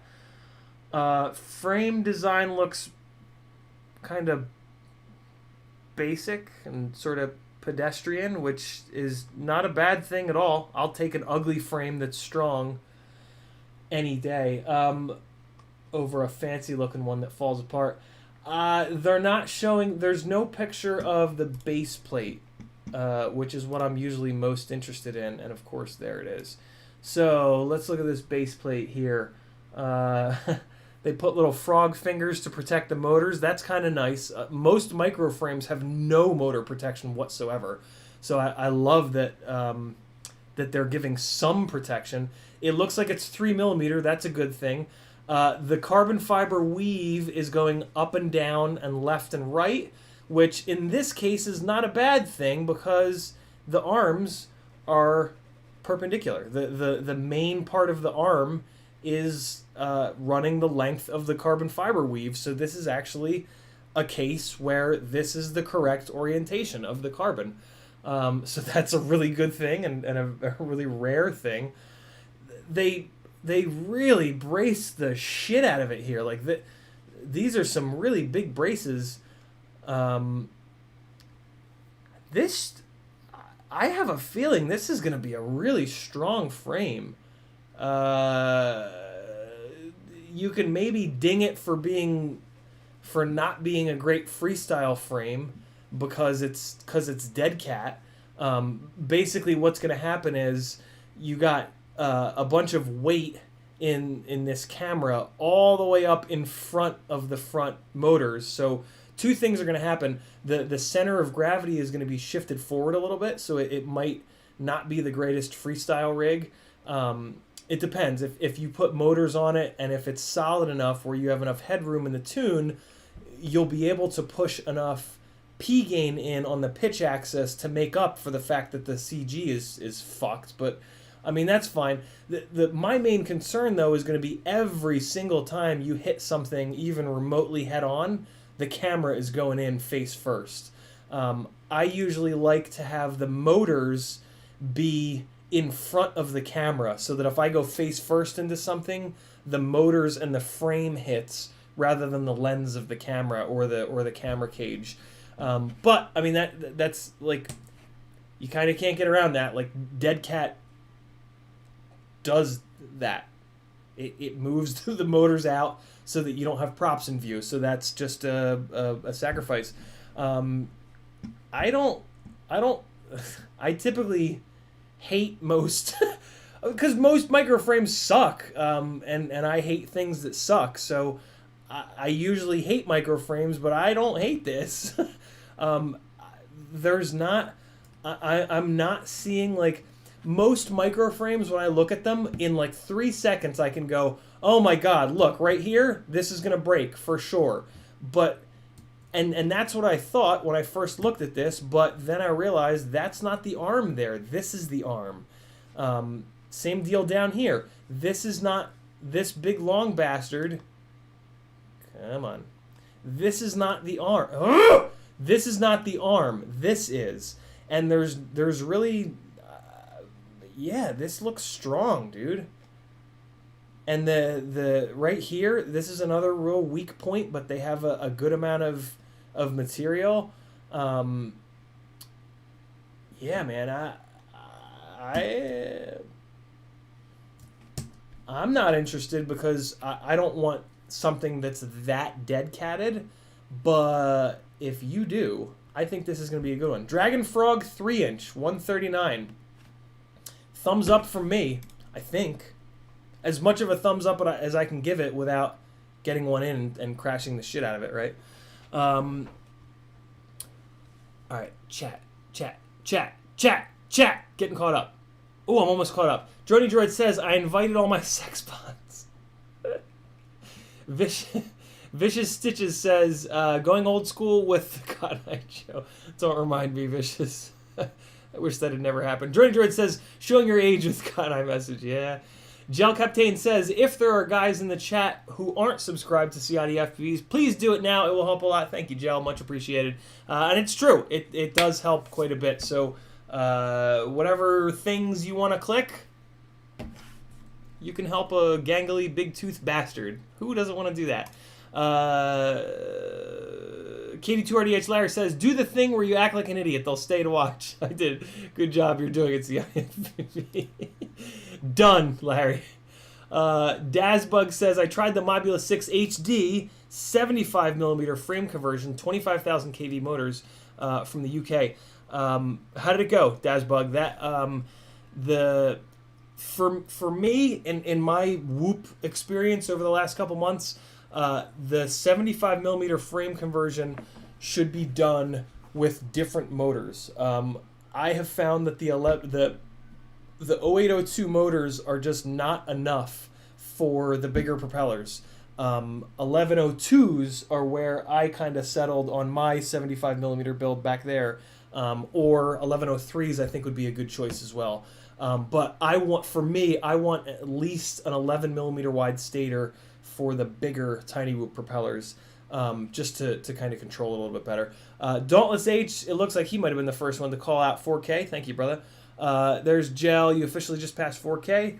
Thank you, sir. Grumpy says 2207 or 2306 for 6S.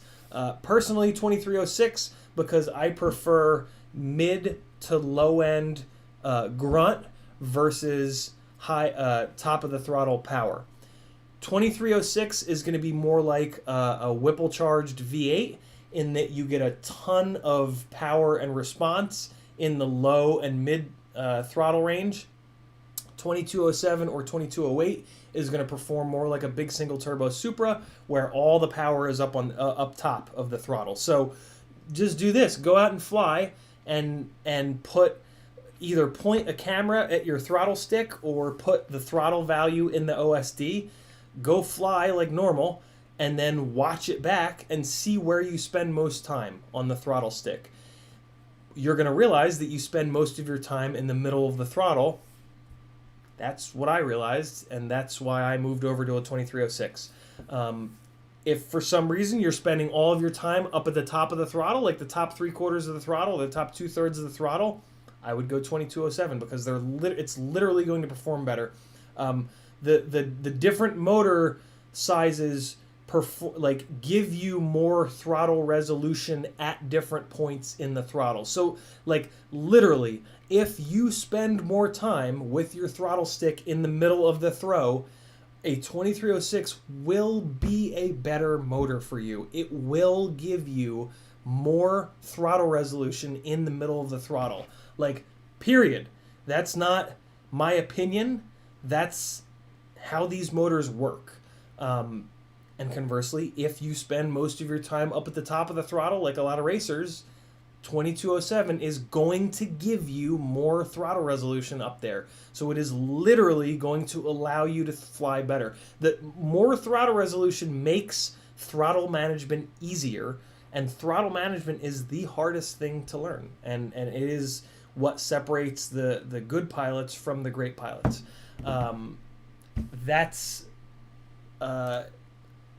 That's just sort of the truth.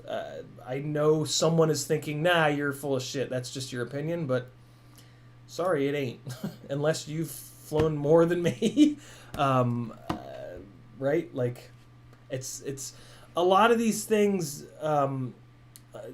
with gear choice and performance differences, it's very, very difficult to separate your internal biases from fact. And one of the only things that helps with that is flying thousands and thousands and thousands of batteries because the differences are very slight. 2207 is a great motor. 2208 is a great motor. 2306 is a great motor. They're all really, really good. The differences between these motors are extremely subtle.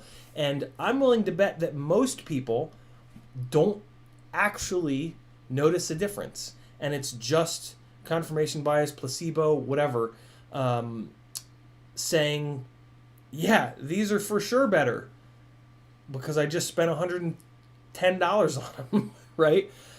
Myself included. There are a lot of things that I just won't talk about because I don't personally feel a difference. And if I don't feel a difference, I'm not going to come in front of you guys and say, hey, this is better than that. You should definitely spend your hard-earned money on it. No. No. Not going to do it. Not going to do it!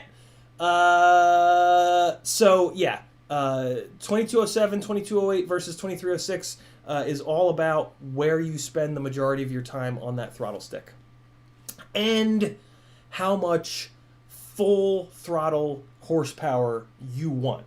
If you want at full throttle for your rig to just absolutely explode and fire into the clouds, and you can hang out for the next 10 seconds waiting to come back down to earth where there's all kinds of fun obstacles and shit to fly around, then 2208 for sure. If you want a little bit less than that, 2207. If you want to fly down here on earth where there's obstacles and cool stuff to interact with, and right, 2306.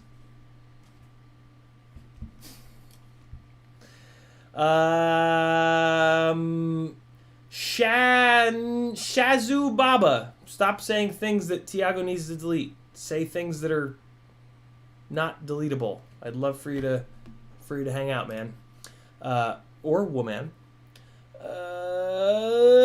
Ribby Tim says almost $4 for your 4,000 subs. Thanks, brother. $3.99.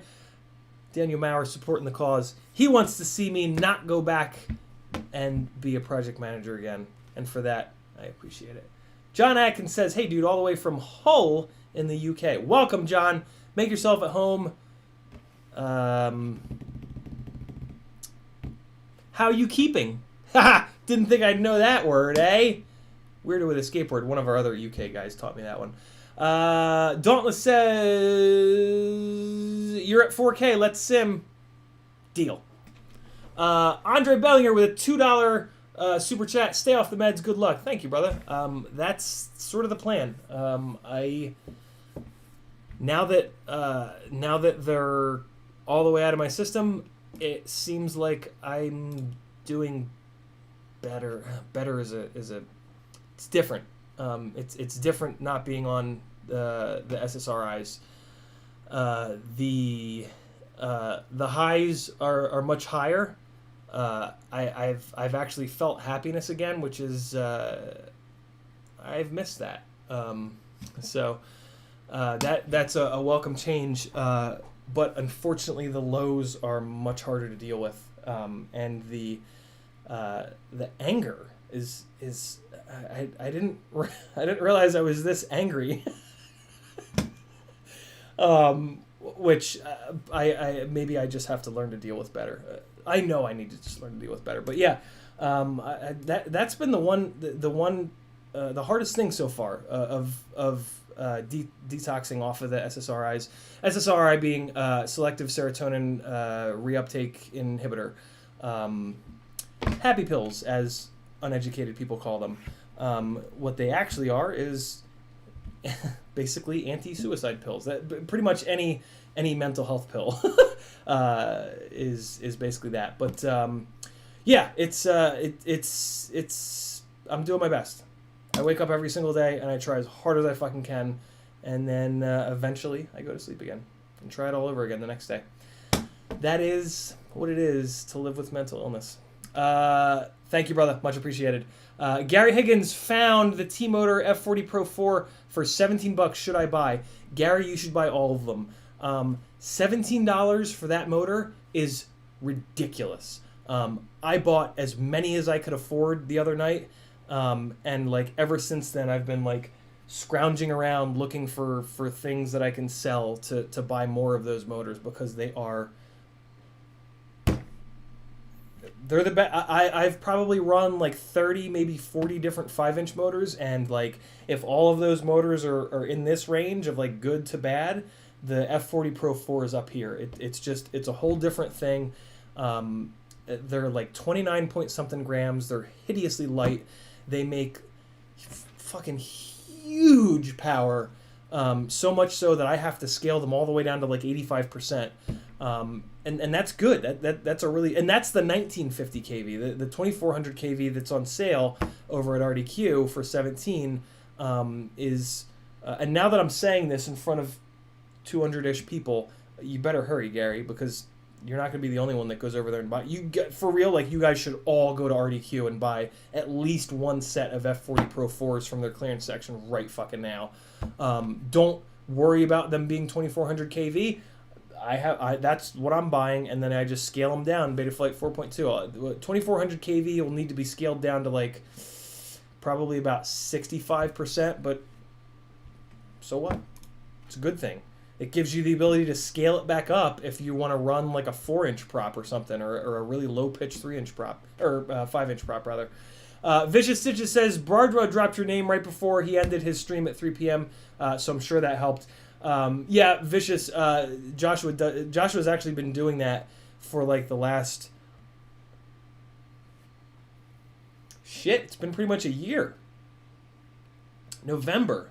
It's November now? I'll be damned. Have I been doing this for over a year?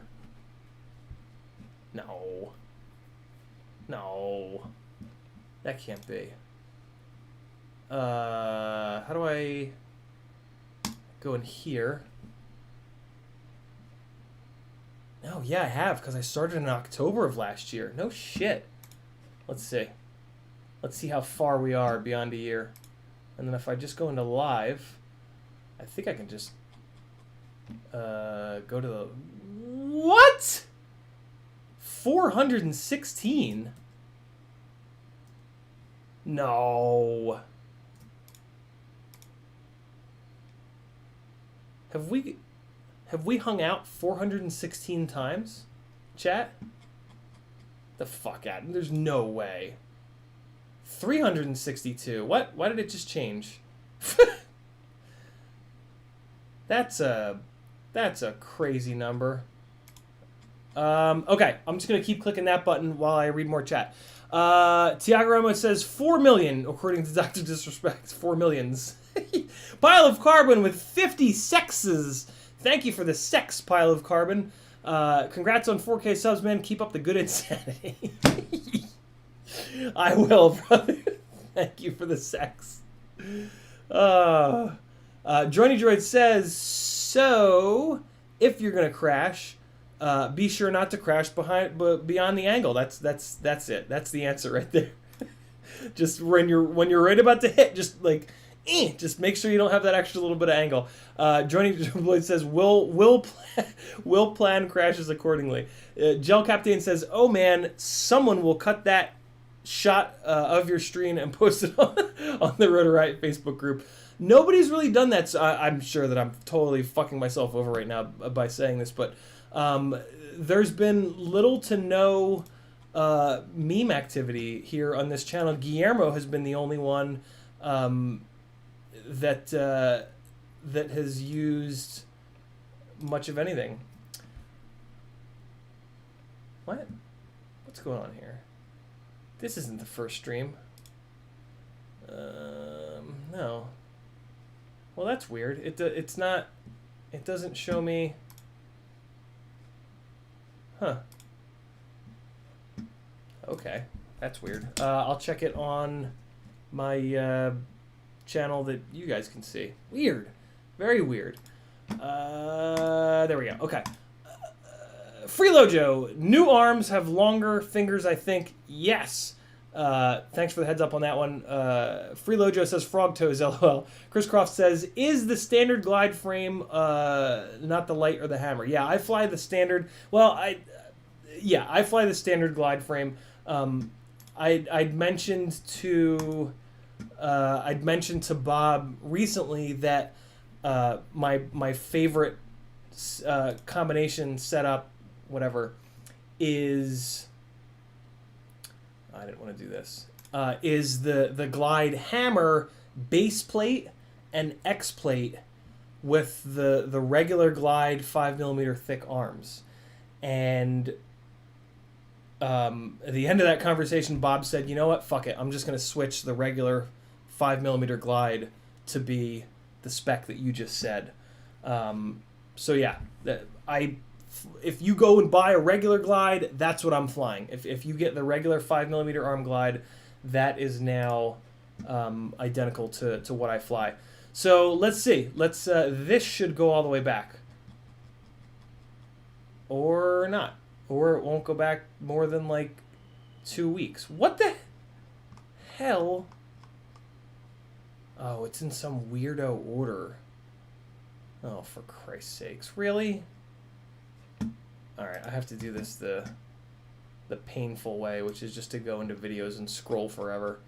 Alright, while I'm scrolling, what else is going on in the chat? Tiago number 2. Sorry you have to be number 2, but Ramos beat you. Tiago Cardoso says, which stack do you currently use on your Acrobrat? The Acrobrat has the iFlight 20x20 ESC, which I have an affiliate link to down below, and a Talon F7 MPU 6000, also affiliate link down below. Hey, here we go. No, it hasn't been a year. Well, no, it has been, because this is still not all of them. Why won't this go back any further? Not to mention that I'm asking this to look at everything. Wow, YouTube's working really weird right now. I mean, I've got 11 years. There should be 11 years worth of videos in here. I guess 12 years now. That's how long I've been on YouTube uploading shit. What the fuck, dude? What old? Hey, there we go. 12 years ago. Okay, so here we go. All right, where's the first live stream? Oh, was that it? Nope. That's not it. I saw Joshua's face. I got excited. I think the first one was when Joshua came down. So that would be right here. 1 year ago. Look at that. It says 1 year ago. Is it going to give me a date? August 25th, 2019. Wow, so over well over a year. Look at this. What were we doing back then? Just talking shit, just like we do now. You think? Look at that, man. Over a year, you shitbags have been coming here and staring at my stupid fat face. Who's been here? Call it out in the chat if you've been here for the whole run. If you've been here for the whole time. That's pretty fucking cool, man. I had no idea.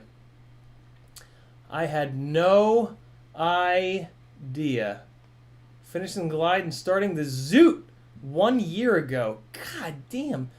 It's 5 o'clock. And it's 5 o'clock. Wow, that's pretty cool. Ha. We hit 4,000 subs and it's been over a year. And to give you guys some idea,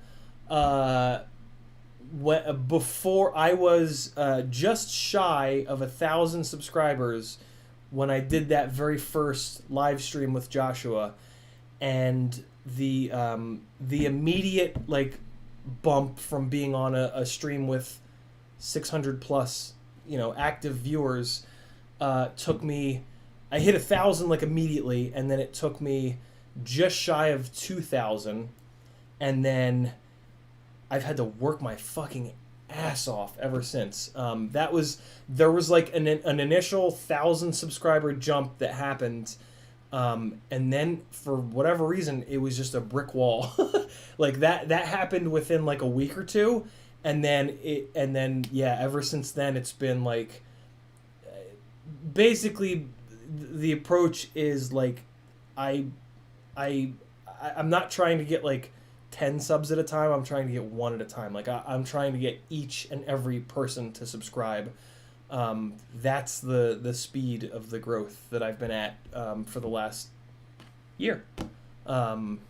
So if you I get once a week I get somebody asking me hey, how do I get more subs? How do I get sponsored? How do I get this? How do I get that? There you go.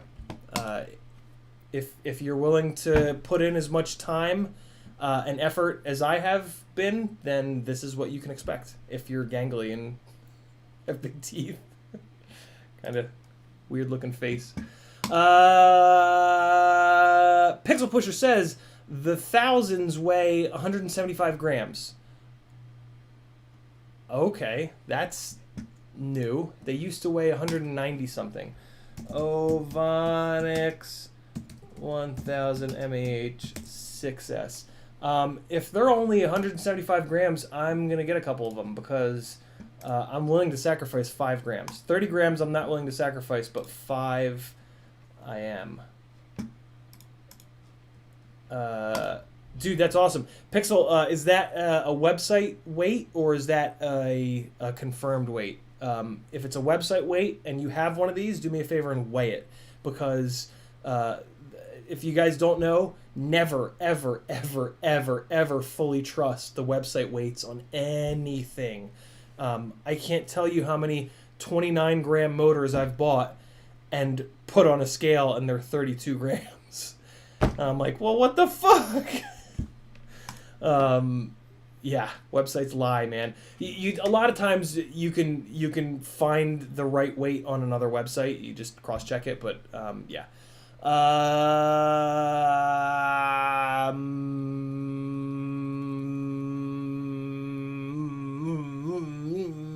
Brian Ladmiral says, I've been meaning to do it for a long time, but you're talking about not being able to afford your meds, maybe stop what I was doing, and I went and joined your $10 micro tier. Love much, bro. Thanks, brother. I appreciate that, Brian, very, very much. Yeah, it is what it is. I've always kind of lived my life on the ragged edge of bankruptcy. Not really. I had a couple really good years. I've had a couple jobs where I've made pretty good money. Upwards of like 80, 90 a year. Unfortunately, those jobs were always impossible, basically. Which, get what you pay for. Go figure, right? Those were jobs that required me to work 12, 14-hour days and just it was my whole the job is my entire life. So yeah, sure. If you've got an employee willing to spend 70 hours a week in the office, pay him $100,000. You're getting your money's worth. But other than that, yeah, a lot of college loan debt, just life as 39-year-old. But that I'm not saying that as a bad thing. You stay humble, you stay realistic. When I had those jobs and I was making that money, my life was very different. I hung out with different people. I don't know. I have no problems being broke. I know that sounds very strange, but it's true. The happiest I've ever been in my life are moments that had nothing to do with money.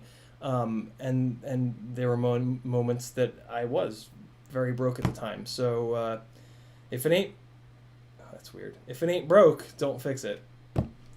Don Lads, just watching FD top 4. Will be back soon. LZ is still on. Nice. Cracker FPV tagging me and giving me the devil horns. Much appreciated. I wonder if that was when I was saying the word devil horns. Dog Life says, cheers, mate. Weekly viewer from London, UK. Thanks for your help. Anytime, brother. Thank you for coming and hanging out. Johnny Droid says, every time I hear dead cat, I remember that poor feline. Yeah, Johnny Droid. That shit's creepy as fuck, man. For anybody that doesn't know the origin of calling dead cat frames dead cat, if you want to be very weirded out and very sad, possibly very sad, search for like dead cat drone on YouTube. Don't. Some fucking lunatic, his cat died and he had the cat, what's the word when you take a dead animal and you make it look like it's alive again, but not moving? So not robots, but taxidermy. He had his cat taxidermied,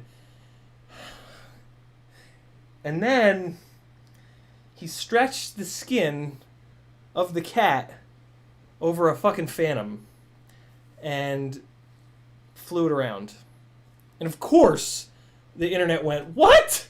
And it became a big thing, and lots of people watched it, but don't go look it up. If you haven't seen it, don't go look it up. It's just too fucking creepy. It's just too creepy, man. It's just too creepy. Back Guy says, could you recommend a good long-range frame? Have you tried 4-inch long-range yet? I have not tried it yet. My preferred long-range frame is, go figure, the Glide with 6-inch arms. I think Bob also makes 7-inch arms. I don't know a goddamn thing beyond that in terms of long-range stuff. Brad McManus, FPV, my best friend in the whole wide world, tried the Project 399 big-ass long-range frame, and he was really disappointed with it, and so was I. The biggest problem was that the arms didn't lock up solidly. The arms just wobbled, like, all the time. And that's, like, it's kind of like job one when you're doing, like, if you're going to design a frame with removable arms, like, you can't have them wobble. Like if you design a frame with removable arms and like you do, like, the whole frame is horrible and everything is awful and it's ugly and the carbon is in the wrong direction and like everything is wrong with that frame, but the arms don't wobble, it's gonna be a half decent frame.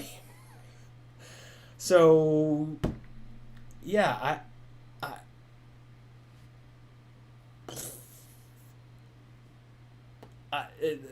maybe with long range, wobbly arms don't matter, but that's not true.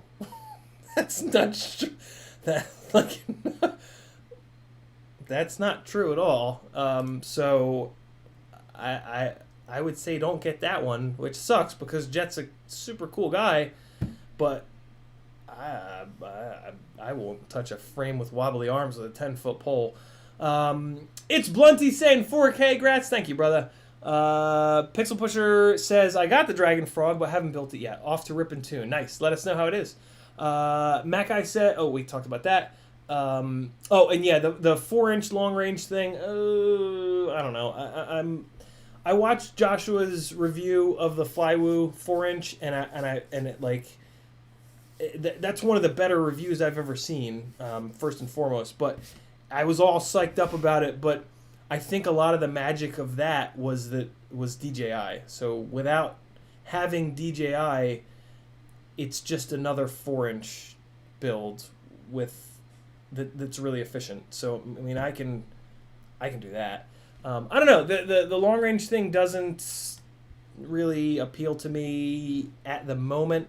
I haven't gone and done it that much. I've done it a good amount. I don't know. Maybe in the future. We'll see.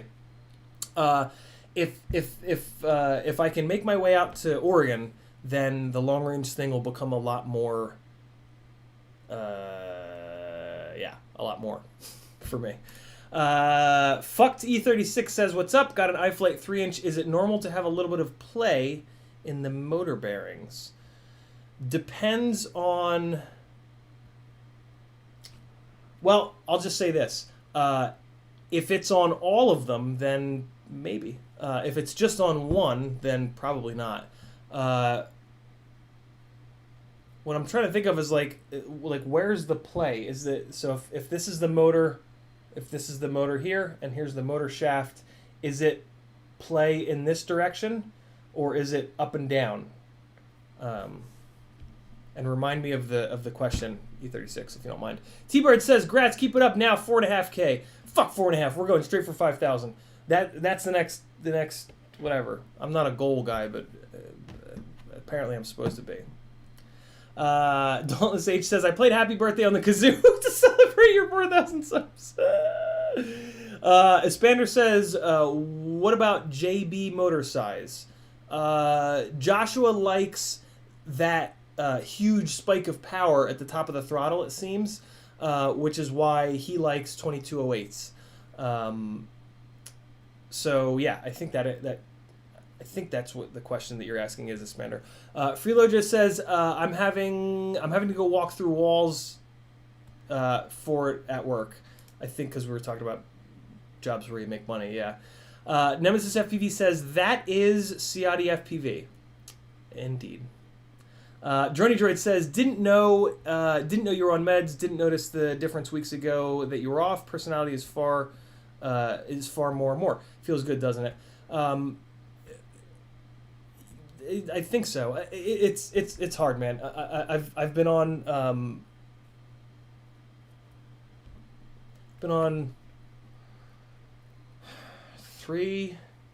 little more than 3 years, I guess. First 2 years we're hopping around on a lot of different to try to get the side effects under control, because the side effects of some of these brain pills are pretty nasty, and I had a really hard time with them. But towards the end of those initial 2 years, I found Lexapro, which the side effects of Lexapro I was able to deal with them. Unfortunately, it didn't seem to really help. Like when I moved to Lexapro, it was after 2 years of really having a hard time with side effects. So like my main concern was getting the side effects under control so that I didn't have diarrhea every day, basically. And for those side effects and some other stuff, and so like when I didn't have those side effects, there were certainly still some, but yeah, it was like, holy shit, yes. But then like in the back of my mind, there was always kind of like, well, wait, I don't know if this is helping me. And during the detox, like it takes your body like a month typically to detox off of any of these types of pills. It was crazy like that. Yeah, it affects your brain chemistry, and my brain chemistry was fucked for that period of time. I just put my head down and pushed through it, and it's great. It's actually really great to hear you say that, Journey Droid, that you didn't notice it. Like that's that was the idea. Right? Like I don't want you guys to be like, this guy's fucking crazy. What is he, off his meds? Like I don't want that to be what you guys think when you come here, obviously. But yeah, now that it's gone, I don't think it was doing a lot. It was definitely doing something, but the positives of it were not worth the... I can now say that the positives of Lexapro for me, and for the record, guys, this is completely different for every single individual person. Like, anything that I'm saying right now means nothing to any of you. My journey and just the way that these chemicals work is completely different for every single person. So don't take any part of this that I'm saying as like, oh, me too. No.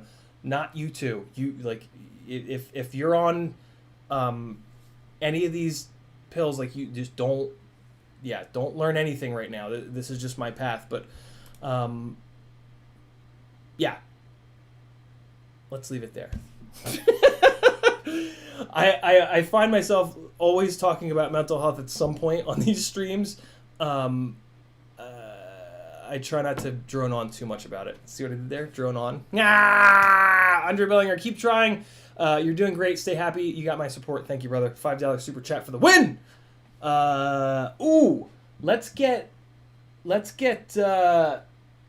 Let's start filling this shit up. And by let's, I mean I'm going to. Or not, because YouTube is not telling me anything again. Thanks, YouTube. Fuck you. We got a stream anyway. Not stream. Sim. We got a sim. Obese Quad says, found your stream from Bardwell a year ago. Nice, Obese. I didn't realize you've been here so long. You should have posted sooner. I love your name. God damn it.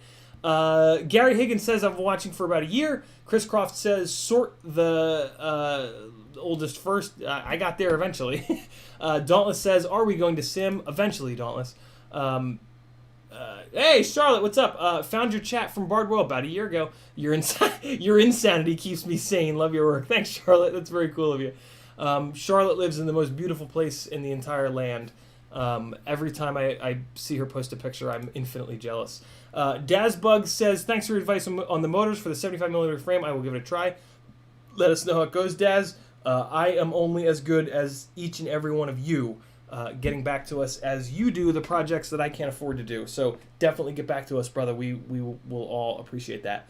Remy Tim with $24.99. Happy 1 year. Happy fucking your face, Daniel. Thank you, brother.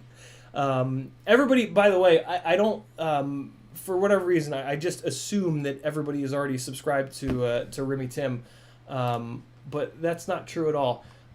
He's been a really good friend of mine and a mod and just a general awesome dude forever. And if you're not subscribed to him, then I'm going to beat you to death. So, your choice. I can't find his goddamn channel. Daniel, just so you know, when I search Remy space Tim space FPV on YouTube, it doesn't find you. Go into your YouTube settings. There is a tag section buried on your channel, and make sure you have Remy and Tim and FPV in that tag section. As long as you do, it'll find you when somebody searches for exactly that. If you can't find it, let me know, and I'll. I just had to do this. I just had to update mine because I wanted to add GemFan in there because I'm a ham. Haven't heard back from. Speaking of, haven't heard back from GemFan. Supposedly the big meeting about, well, not about me, but that my potential sponsorship opportunity was supposed to be a conversation in happened last week, and I haven't heard back. So probably not great news, but whatever. It is what it is, man. It was a really cool opportunity. I threw my hat in the ring. If it doesn't happen, totally fine. I'll keep working towards it, maybe in the future. Okay, so sponsorship. Hey, Ciotti, how do I get sponsored? Don't think about it, basically. Create content, create value, create shit, and if the company notices you, they'll reach out. That's what happened to me. And then if they tell you, hey, send me this, and this, do your best and send it to them, and that's it. There's no magic to it. It's a lot of time, a lot of effort. Basically, work for free until they realize that that you're a valuable resource, and that if they don't give you something, that you're going to go away. That's it. That's really what it is. Work for them. You know, if you want to be sponsored by GemFan, spend a ton of time helping them. The trick is, how do you help them, right? That's what you need to figure out. And everybody's version of helping a company is going to be different, right? Because everybody is good at different things. But that's all it is. Do things for them that make them money, and then eventually they'll want to share that money with you. That's really all it is. You just got to figure out how to do that. Everybody has to figure out how to do that in a different way. For me, and the conversations that I had with GemFan so far are basically that, hey, your live stream, your honesty, your whole thing that you got going over there, the person fighting for me over at GemFan, he wants to be a part of that. We'll see, hopefully soon, whether or not the rest of the company wants to be a part of that. If they don't, that's fine. If they do, that's cool too. But that's all it is. It's just getting a job. It's just a different way of getting a job, right? You're not filling out an application and standing behind a register. You're creating marketing material. That's what it is. That's really all it is. You're just creating marketing material. Because how else can you help, right? Like they don't care about your technical feedback because they don't know who you are. They don't know if you're a trusted resource. right? Are you an engineer? Have you flown 1,000 batteries? Have you flown 10 batteries? So it ends up just being create marketing content for them and give it to them for free for a while and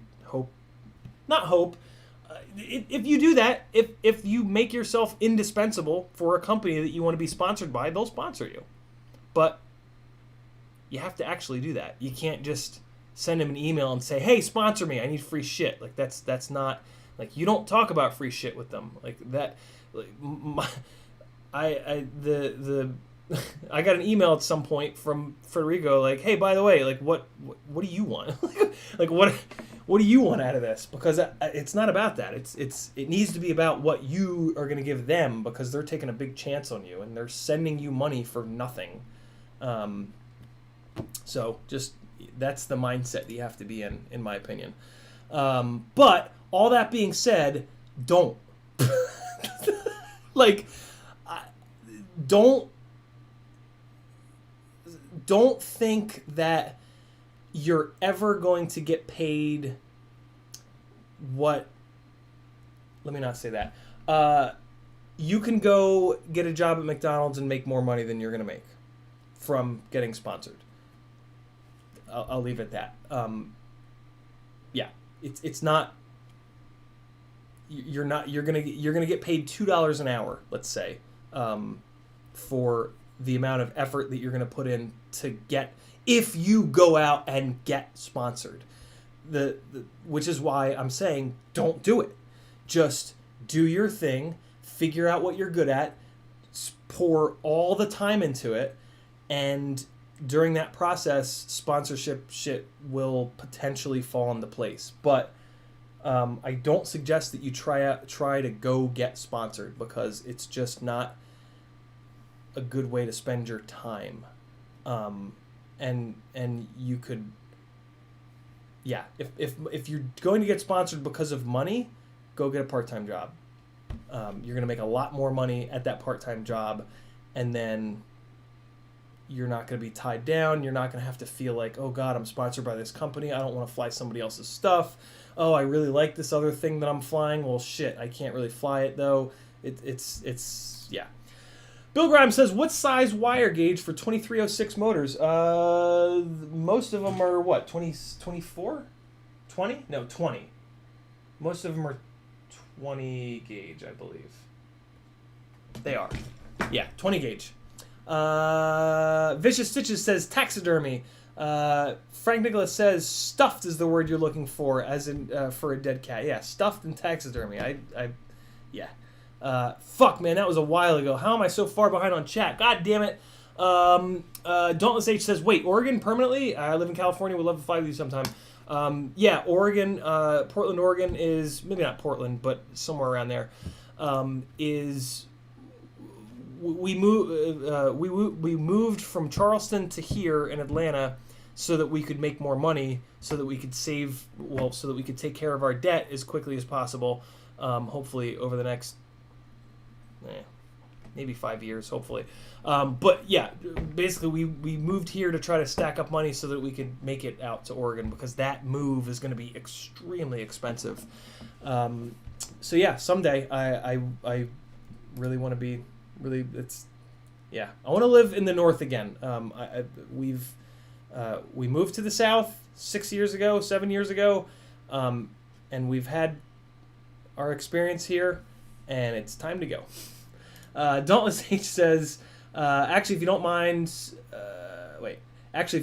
start considering just living in California.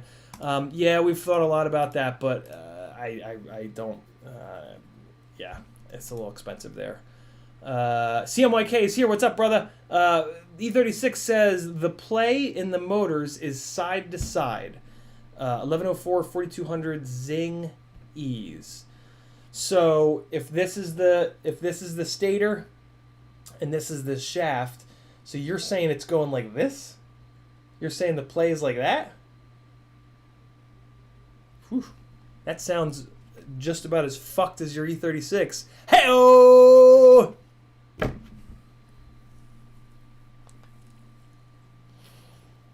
Oh, God.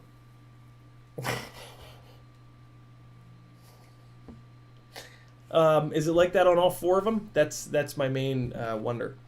If it's not like that on all, I mean, it's not normal. That's not normal for them to have that play. I mean, it could be normal. If it's on all 4 of them, then it's. I've never noticed it. I mean, what is it? You said it's a 1404. I have a Zing. Oh no, it's an 1104. Well, I have a Zing 1404. And yeah, there's no side to side play at all. Yeah, I mean, it doesn't say, see, the problem is, like, when you say side to side play, like your idea of side to side play is different than anybody else's, right? Like, it could be moving like 0.0001 millimeter, and like to you that's right a thing, but to me, like, I wouldn't even notice that. Maybe that's what I'm trying to. I don't want to like put you down a rabbit hole. There's Remy Tim's channel. Go sub or die. You pick.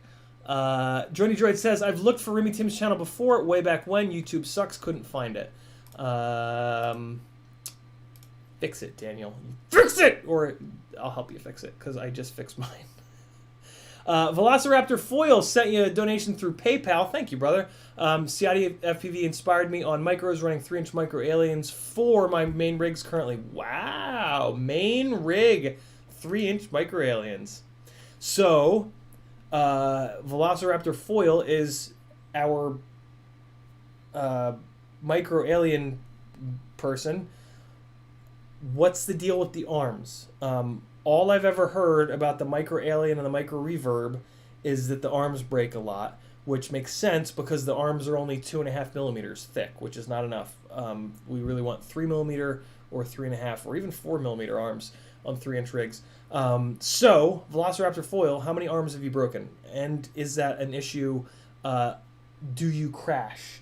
How often do you crash? How hard do you crash? Like, give us an idea of how hard you. Freelo Joe's in Washington. I'll be visiting him someday. Sounds like. Dazbug, let you know how the Mobula 6 HD goes. But I can. But can I always? Yeah, you can. You guys can always bother me for advice. It's not a bother. Advice on first 5-inch build. Absolutely always. A couple streams ago, somebody asked me like like we were talking about how I'm doing this full time, blah blah blah. And whoever it was said like, what do you do on a given day?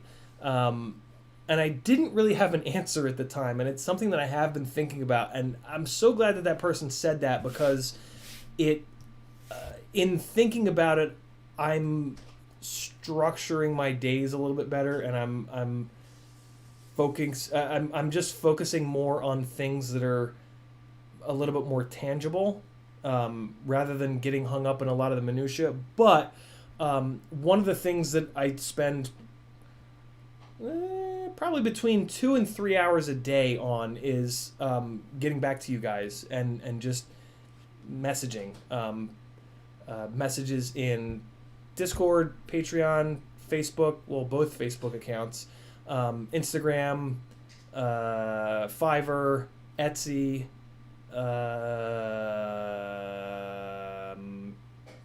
yeah. So that's good. I love that. I love helping you guys. It's like when we use Joshua as an example, look where he is, and he has done that every single day for probably the last 4 years. That's where, like, I love doing it, because that's where, like, sounds weird to say this, but that's where, like, I'm really going to ooh, this is a better way of saying it. That's where I'm going to give you guys the most value, and that's where I'm going to drive home my value and my hopefully being deserving of your $3 a month or $5 a month or $10 a month or whatever it may be. Yeah, those one-on-one conversations are where I'm just like, fuck yeah, that person's up and flying in the air. I'm so happy about that.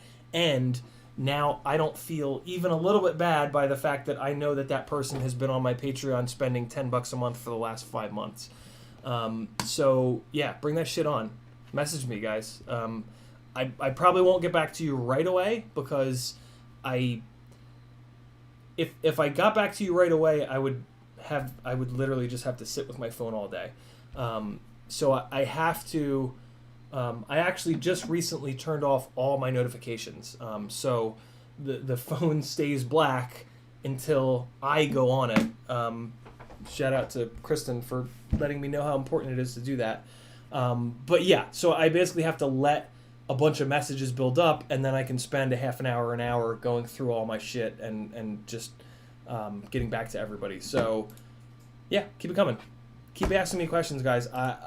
All I've ever wanted from this is to take all of the lessons I've learned and all of the money that I've wasted on parts and impart that to all of you so that you don't waste your money or your time. That's why this all started, and that, even though, yes, I am trying to pay rent with this now, that's still the goal. The goal is still just to get as many of you guys up in the air as possible, flying rigs that don't make you want to quit the hobby. Which is a hell of a challenge with micros, because I feel like everything with micros, almost every aspect of micros is right on the brink of fuck this, I'm done. I can't deal with this anymore. Metal Dirtskin is here. What's up, brother? Coincidentally, I'm about to go fly 7-inch rig in Oregon. Well, screw you. I'm very jealous of that. Cage Drummer is here. Just woke up, and the man... What did I miss? Good Monday morning from Australia. You didn't miss a lot. I've been just blabbing and blabbing and blabbing for the last hour and a half. We're about to start simming, though, because it looks like I'm at the bottom of the chat. Holy shit. Dauntless H says, you'll visit me, you will be visiting me, or vice versa. Goddamn right I will, Dauntless. And then we've got Vern Kelk with... I know what you mean. It's like a drug helping people get in the air. I always help as much as possible and study. So, no, it's a correct move. Thanks, man. Vern knows what's up. Yeah, it feels... I mean, it's... In my 20s, I did as much volunteer work as possible. And it's the same drug as volunteer work. Just voluntarily helping other human beings always feels good for me. Hopefully it does for you too, or else you're dead inside. No, it's not true. You just maybe haven't done it enough. But yeah, help people as much as you can. It's just all that matters, really. Vicious Stitches says, the jellies in my Meteor 75 give me the most fuck this moments, especially when I drop them on the carpet. I didn't know what you meant by jellies, but yeah, I call those things grommets. I call them rubber grommets. I don't know if that's the actual name. I've also heard them called bobbins. Rubber bobbins. I've never heard them called jellies. That's an interesting name for them. I feel like all the names for them are kind of ridiculous. T-Bird says, it seems like your sleep schedule's gotten better. One night it did. Still struggling. Frank Nicholas says, I'm going to send you Gep RC Bind and Fly Thinking P16. My God, how long is the name of that? 4K to test, assuming you can find FR Sky XM Plus and have XT30 3S batteries. I certainly do, Frank. Very cool. Yeah, I will totally test that. As we talked about earlier, the fact that it uses that camera, unfortunately, is a deal breaker. For me, for rigs that I'm going to keep and fly, they're going to be on RunCam hybrids or Insta360 Goes. Taking video from multiple different camera sources and combining it all into one edit and getting them to play well and look good together is very difficult. So I have to be really sensitive to that. I almost want to not use the RunCam hybrids anymore and only go with Insta360 Go footage. but it's only 25 frames a second and it's only 1080. So the Runcam Hybrid is, if I need 4K and if I need 30 or 60 frames a second, I have to do it with the Runcam Hybrid. But yeah, I can't keep running different cameras. It's why I've moved away from the Caddx Tarsier actually, and I just recently did that, because the just trying to color match the Tarsier footage to all the other footage is pretty much impossible. And yeah, that rig that Frank's talking about uses the Caddx Loris camera, which the quality looks good, but it's just another level of complexity that I'm basically not good enough at editing for it, and I don't have the time or the willpower to get good enough at editing to be able to color correct from 5 different cameras. So yeah, I got to keep it as whatever as possible. So essentially, if it can't carry a Runcam Hybrid or an Insta360 Go, I'm kind of not. It's not going to be in my fleet, but I will absolutely fly that thing around, give it a test, and see how it is. Hell yeah. Vern Kelk says, I know what you mean. It's like oh yeah, we talked about that. Gary Higgins just flew his tadpole for the first time. Did it survive? Just kidding. It's fine. They're not that bad. How was it? Let us know, Gary. I've heard good things about that frame. It's the right size. It's the right weight. I don't love that the carbon fiber is not in the right direction, but hey, I don't run a frame company, so what do I know? That's the biggest eye roll I could possibly do for you guys. It actually hurt my head when I did that. God damn it. Okay. Dazbug is new to the hobby, so it's only you guys that spend time on your channels making information available that keeps us minions interested, and thank you for that. You're certainly welcome, brother. Glad to have you, Dazbug. Jel says, it's been a blast tonight, but it's already bedtime for quite some time here. Happy Sunday left of it. Thanks for hanging, Jel. Much appreciated. Bill Grimes, did you find the frame you were looking for on Patreon? Oh, yeah. TweetFPV called out the right frame name, and I sent it to the guy asking me the question. For anybody that's not on my Patreon channel, you're just going to have to go over there and pay $3 a month to see what we're talking about. It's not really worth it. If you go over there for the other things. This is just a random post that we had up. Somebody sent me a picture of a frame and said, you know what this frame is? I said, I have no idea, but I'll post it and the collective will know. And within about 5 minutes, I put a post up on Patreon with the picture that the guy took of the frame. And within 5 minutes, there were like a half a dozen people like, oh, that's this so-and-so frame. And yeah, they were right. So that's the power of the goddamn collective. That's the hive mind. That is why I will never claim to be the smartest person in this group of people that we've got right now hanging out. Not that it even matters. It doesn't matter how smart any of us are, as long as all of us together can get shit done. That's all that I give a shit about. Bill Grimes says, oh no, we got that. Frank Nicholas says, idea is you'll need 4K from the built-in camera, allows framing, etc. Yeah, 4K is great. The problem with 4K is that anybody can make a 4K sensor. Making a 4K sensor that looks half decent is a lot harder. And Runcam have done it with the hybrid. Not many other folks have, unfortunately.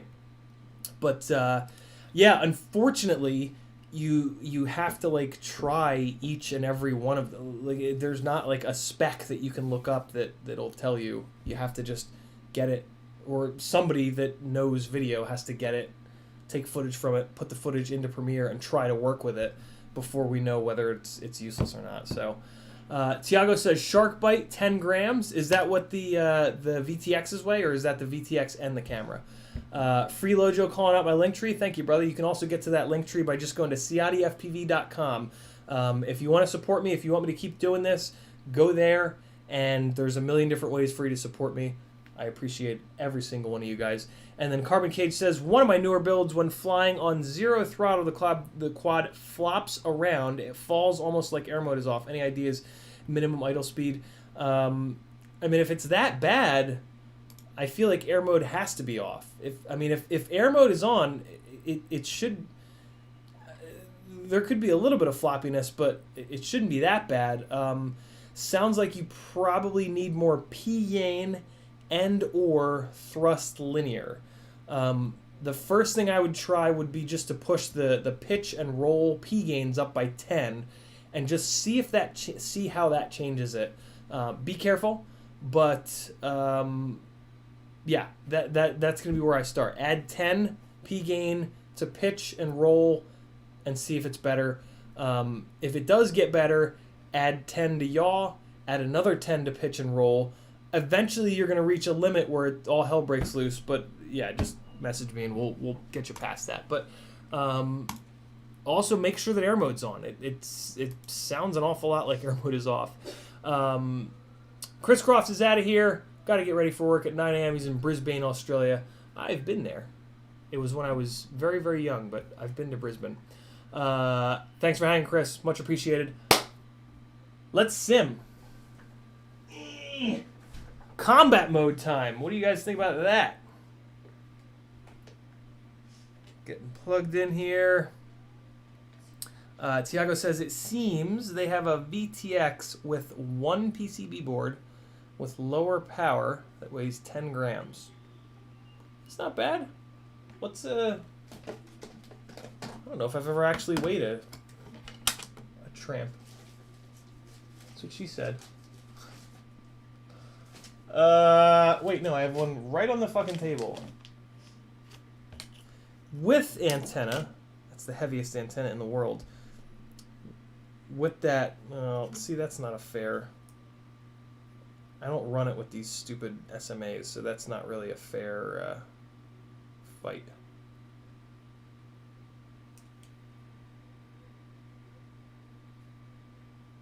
Come on off of there, little fella. Oh, wow, that UFL just totally let go right before my eyes.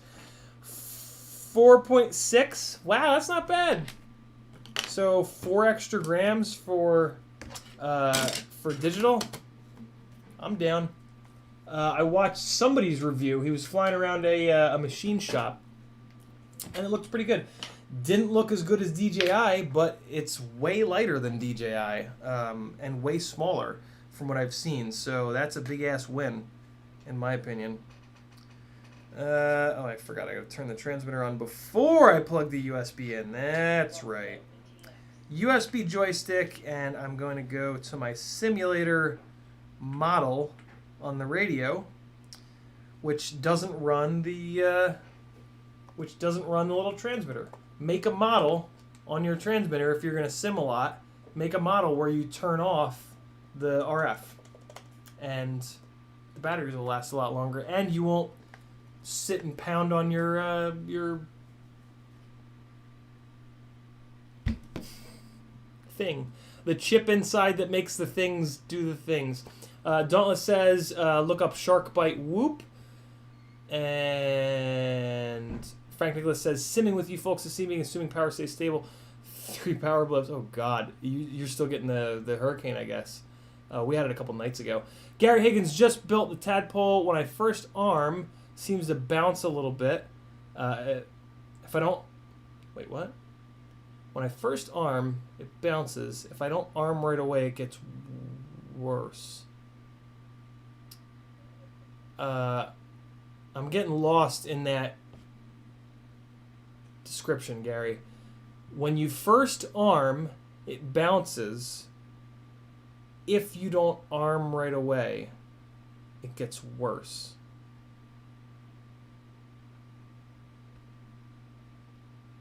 Did you mean to say if you don't disarm right away, maybe? I think you meant to say if you don't disarm right away, it gets worse.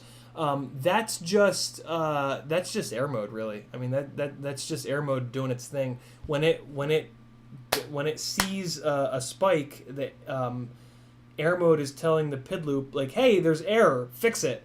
and so it can only really fix air with thrust, and that's what creates that little bounce. So if you don't want that, put air mode on a switch, and you can just turn air mode off. And when air mode is off, it's just going to sit there. So yeah, that's I think that's what you were getting at there. CMYKFPV says, thanks, going Holy Bro Copris Mini 3-inch. Take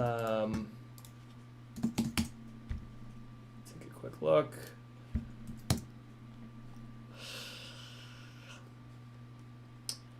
Copus Mini 3-inch. All right. So, give me some pictures. Wow, oh no, there's a couple pictures. So this is an example of like kind of an ugly frame, but who cares if it's strong? All right, so they don't have any pictures of the bottom plate. That's not good. Wait, no, what the hell just happened? Fuck was that? What the? Where did it go? That tab just disappeared on me. Come on, assholes. Show me the base plate. Oh my god, you can fit a whole air unit in there? Jesus, no wonder why it's so ugly. Well, unless I can see the base plate.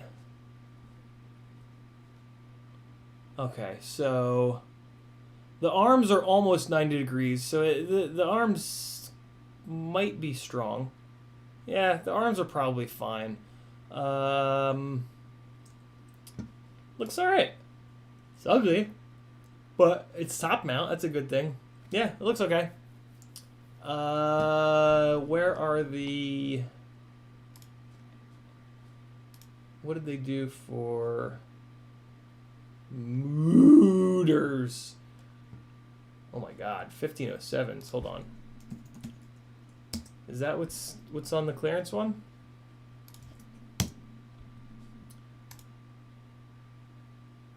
Go, go, go, go, go. Come on. Come on. Go. Wow, 1507s. Fucking hell.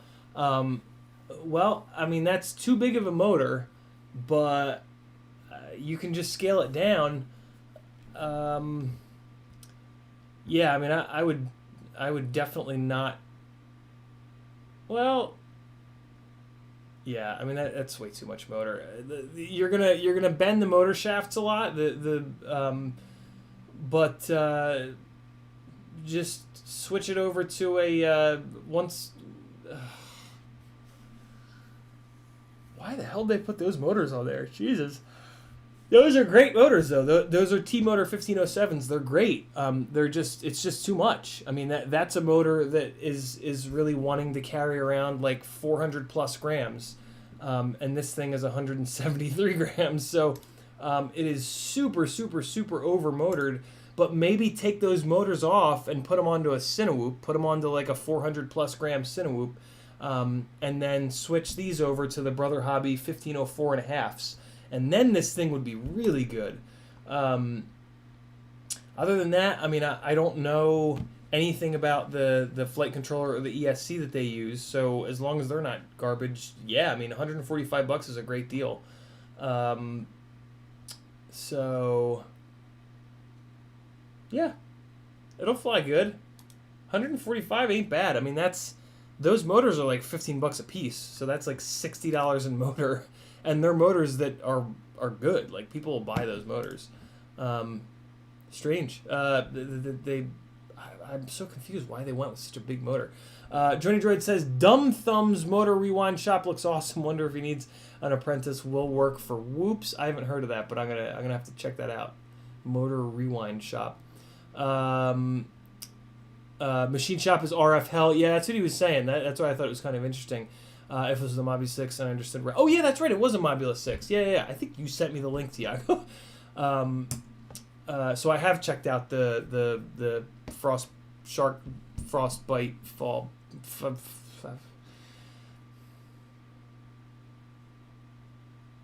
Does your throttle stick feel rough if you move it quickly? It's not ratcheting because I get rid of that, but slow movements are smooth. No, Dauntless. If my throttle stick is not perfectly smooth 100% of the time, I'm taking the transmitter apart to figure out why. That's a big deal. Throttle is the hardest.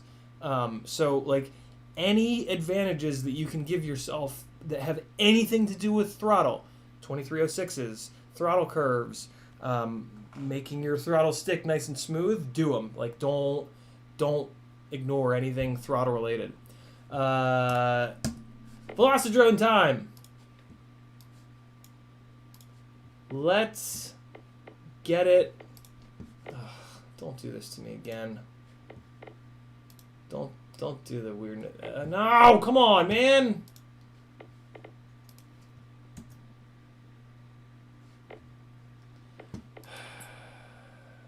Maybe it'll go away. It won't. Ass Blaster 5000 Dominator Quad. Here we go. Select. Server region is going to be America. Name of the game is Combat CiottiFPV.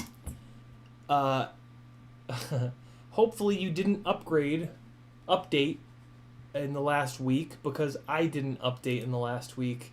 And that means that if you updated in the last week, you're not going to be able to get into this room. I'm sorry. I will update tonight so that for next Sunday I'm on the absolutely brand new version.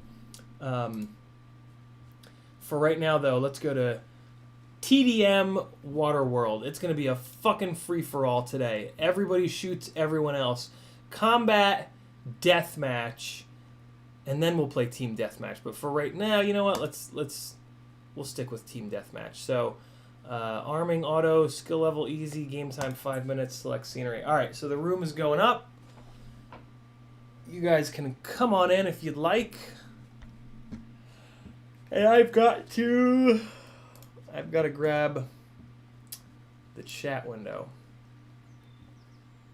I forgot to pull that over here. Yeah, there it is. Okay, cool. All right, I had a feeling it was this map. You guys sick yet?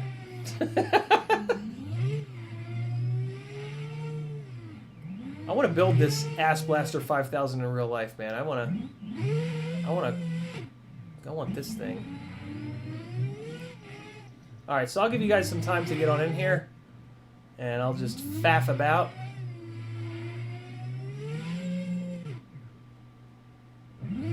Ah! Jaybird has arrived. All right. Let's get over here. Man, this thing flies like assholes. It actually flies like a tiny whoop because it just has no power at all. Make it? Thank you. Not gonna make it. Oh, throttled right into the ocean. What's the name of the quad? Frank Nicholas says. This is the Ass Blaster 5000.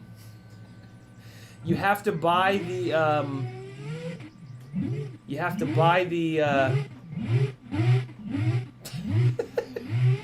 I've been doing that lately. I don't know why it's fun to me, but it is. You have to buy the,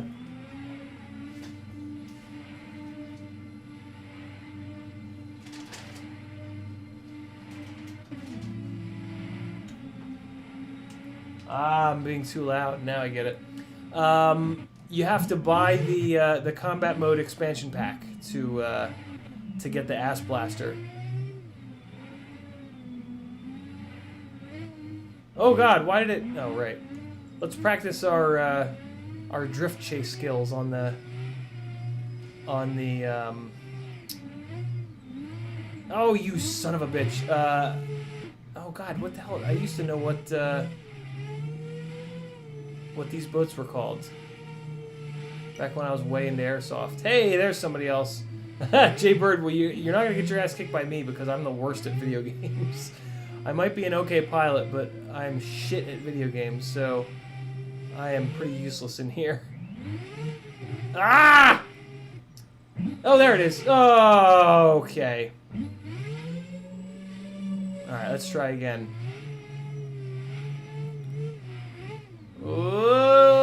buddy. Stop going through things. It's hard for me to follow when you're clipping through objects that I can't clip through, pal. Oh, no.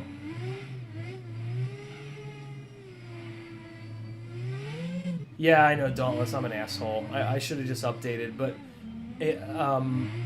on 2 separate occasions I've tried to update while I've been streaming, and it's completely fucked everything. So I thought it would be smarter to not update this time, but I probably just should have.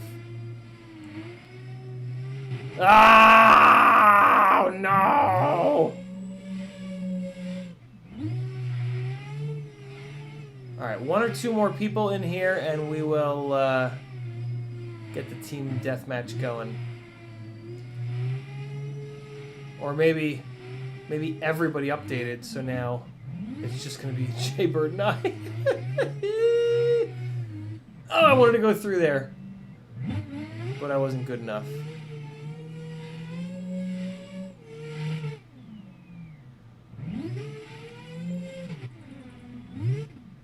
If you can fly an ass blaster, you can fly anything.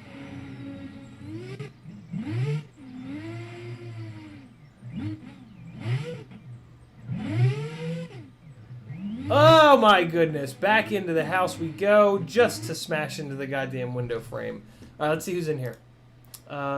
Just Jaybird and I. Alright, well, I guess we can, technically, we can play. I don't know how it's gonna. I guess we're just gonna shoot the shit out of each other. I wonder where he's coming from. I wonder where it started him out at. Hopefully not in the same spot as me.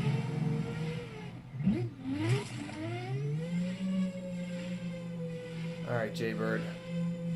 Your time has come. Zap, zap, zap, zap, zap, zap.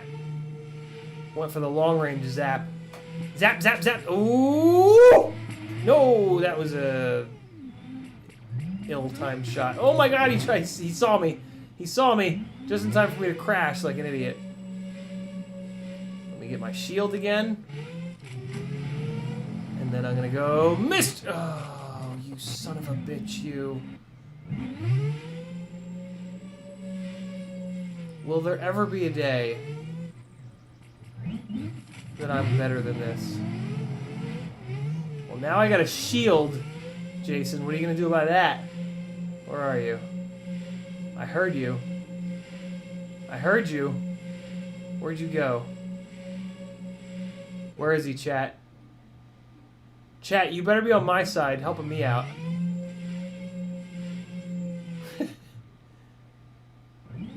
Oh no! What? I'm gonna use the boat for cover. Where'd he go? Oh god, I think I just saw. Ooh! Oh, I see a green streak. Oh, he don't know it's me. He don't know I'm coming. He's probably watching the stream. Zap, zap, zap, zap, zap. Oh my god, just demolition. I got up behind him and just demolished. Using the boat for cover. Using the boat for cover. Boating for cover. Getting heat seeker. Alright, I'm gonna hide. He'll never know I'm here. Oh, I got another missile. Where is he? Oh! Oh, that heat seeker's gonna get him. Oh, and it did. And it did. Alright, so maybe you are gonna get wrecked, Jay, but at least I'll crash a lot. Alright, where's he at? No! God damn it, Larry!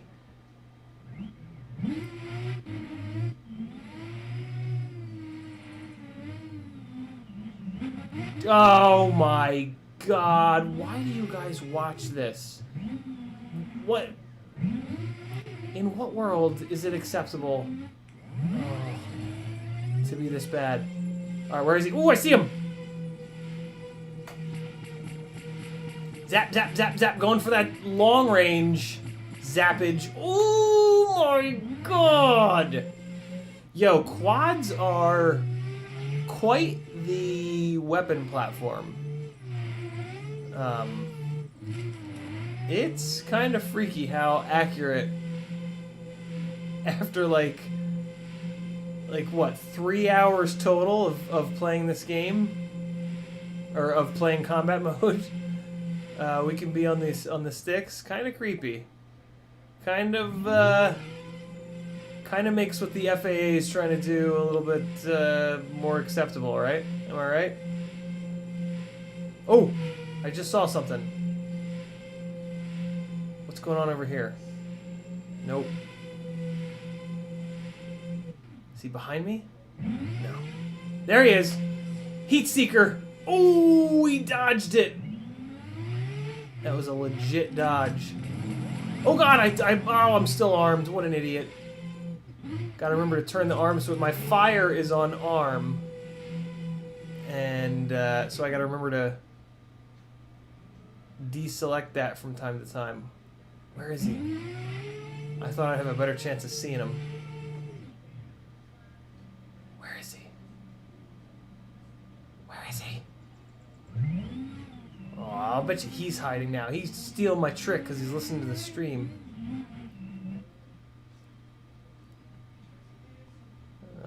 I'm not here.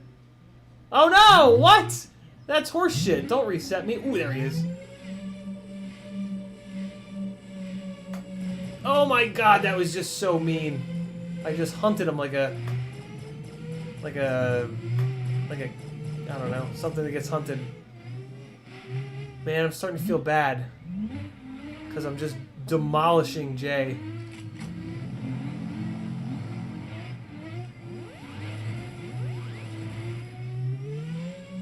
I don't actually feel bad. I was just saying that so that you guys didn't think of me as a mean person. Oh my goodness. Time ran out. I was going to say, that was a hell of a snipe. I didn't even think I was that close. Anybody else in here yet? Or did everybody... Man, did I fuck up and like everybody updated? Everybody that was going to play updated? Oh, what a big fat idiot I am. I think so. Jay, I think we're the only ones that didn't update. God damn it. Frank, the name of the session is, it's in the U.S. region, and it's, like, combat mode CiottiFPV. There weren't any other online games in there at the time, so it should be the only online game. Let's, I'm gonna put it into just mega chaos mode. Just straight up deathmatch, so that if people come in, they can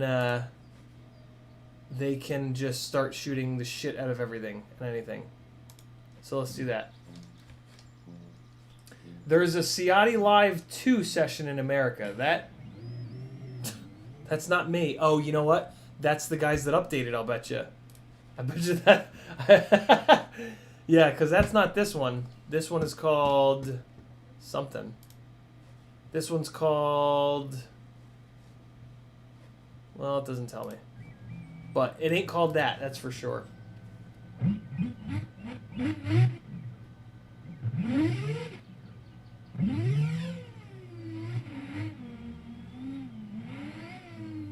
Alright, so I'm going to look for green streaks and shoot the shit out of them. Here we go. Or I'm going to crash into the goddamn water. I think in the new update you can combat with 5-inch. Oh my god. Why didn't I update? Why did I think I was doing a good thing? I wonder what happens if I just like pick up all the... If I just get them all.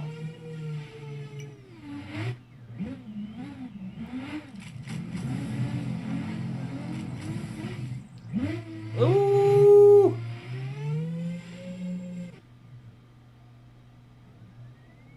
Wow! In through there. Ah, it was inevitable. Damn. Yeah, I mean, my internet, if it's a 500 meg thing, that's gonna take my internet forever. That's fine. We did some simming. Oh no, there we go. Shoots. All right, so we got 3 people. 3 people's good.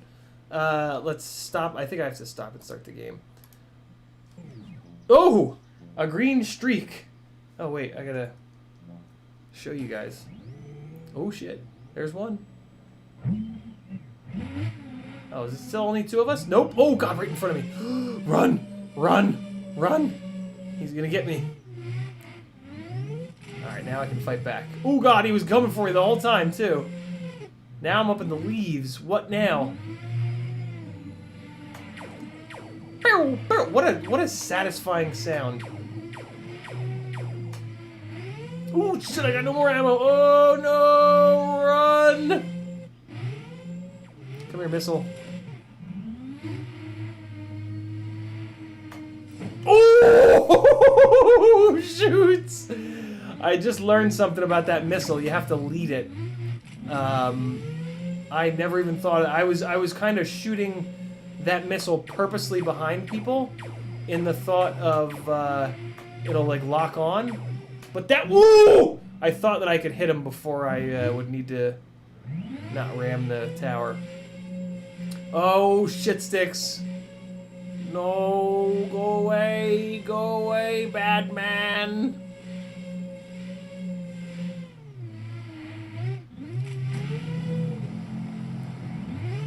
Oh my god, where are the things? I need a gun.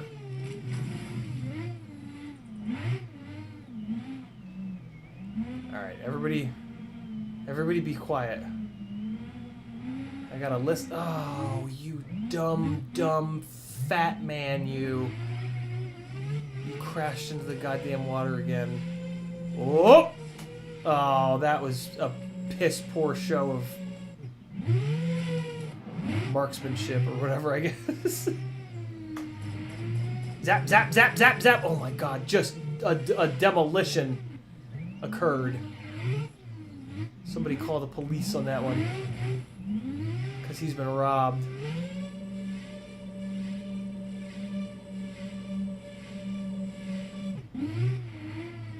Oh, I see him again.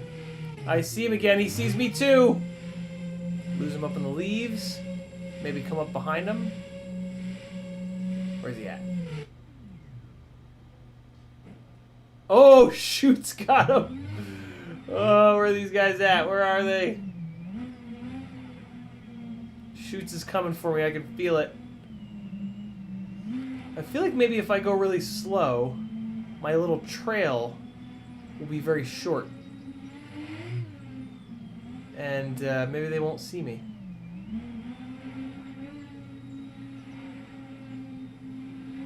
Is that a good strategy, you guys think? Probably not! Oh! Not a good strategy. Not a good strategy. What actually happens is that when they see me, they just blast me to hell.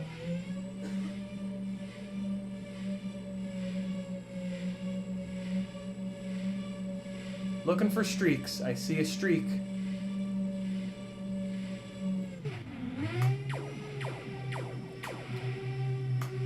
Oh, get it in there. Get it. Oh, shoots! Shoots got wintered on that one. I wonder what the I'm curious as to what the hell the power-ups mean. Like, there's these different logos, and then they're like a different... I know they do different stuff, but one of them seems to slow people down, and then, like, it seems like the better the rate of fire, the less strong they are, which, like, makes a lot of sense.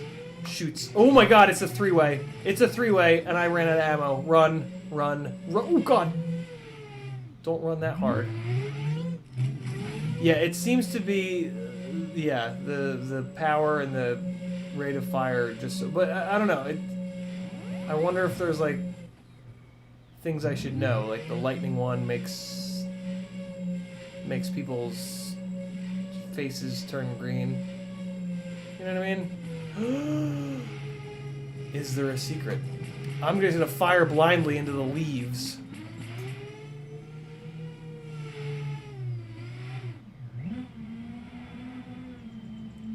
I got like one shot left. Bring it. Come get some. Screw that. I'm getting that homer. Ah! Damn. That was pretty... Why do I have so many points? I guess because I scored hits or some shit. Oh my god. All right, we did some simming. It's been 2 hours and 11 minutes. I'm very tired for some reason. I didn't sleep for this shit last night. And we talked a lot about the goat. We did some simming, and I think that's a good spot to kind of wrap it up. Tomorrow is a not a giveaway stream. Tomorrow is regular. What's Monday? Micro Monday.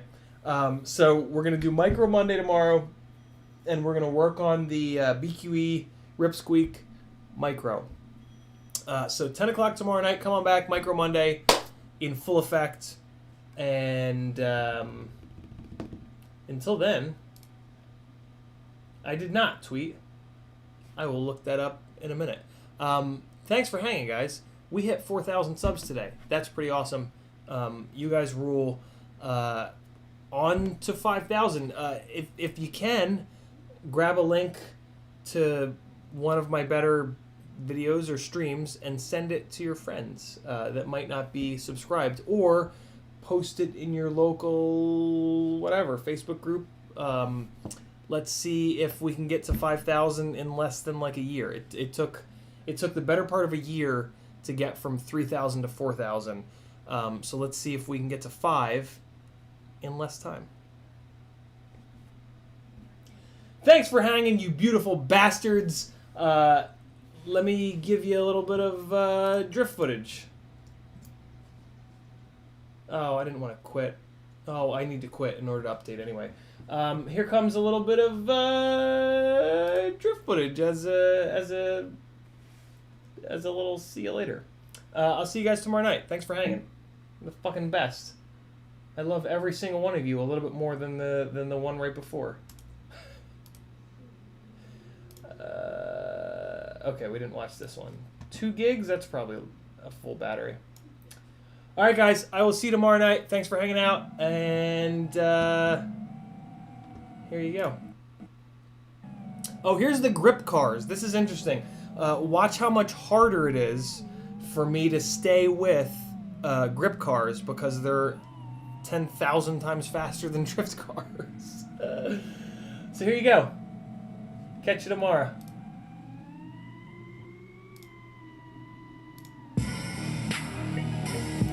No. Hold on.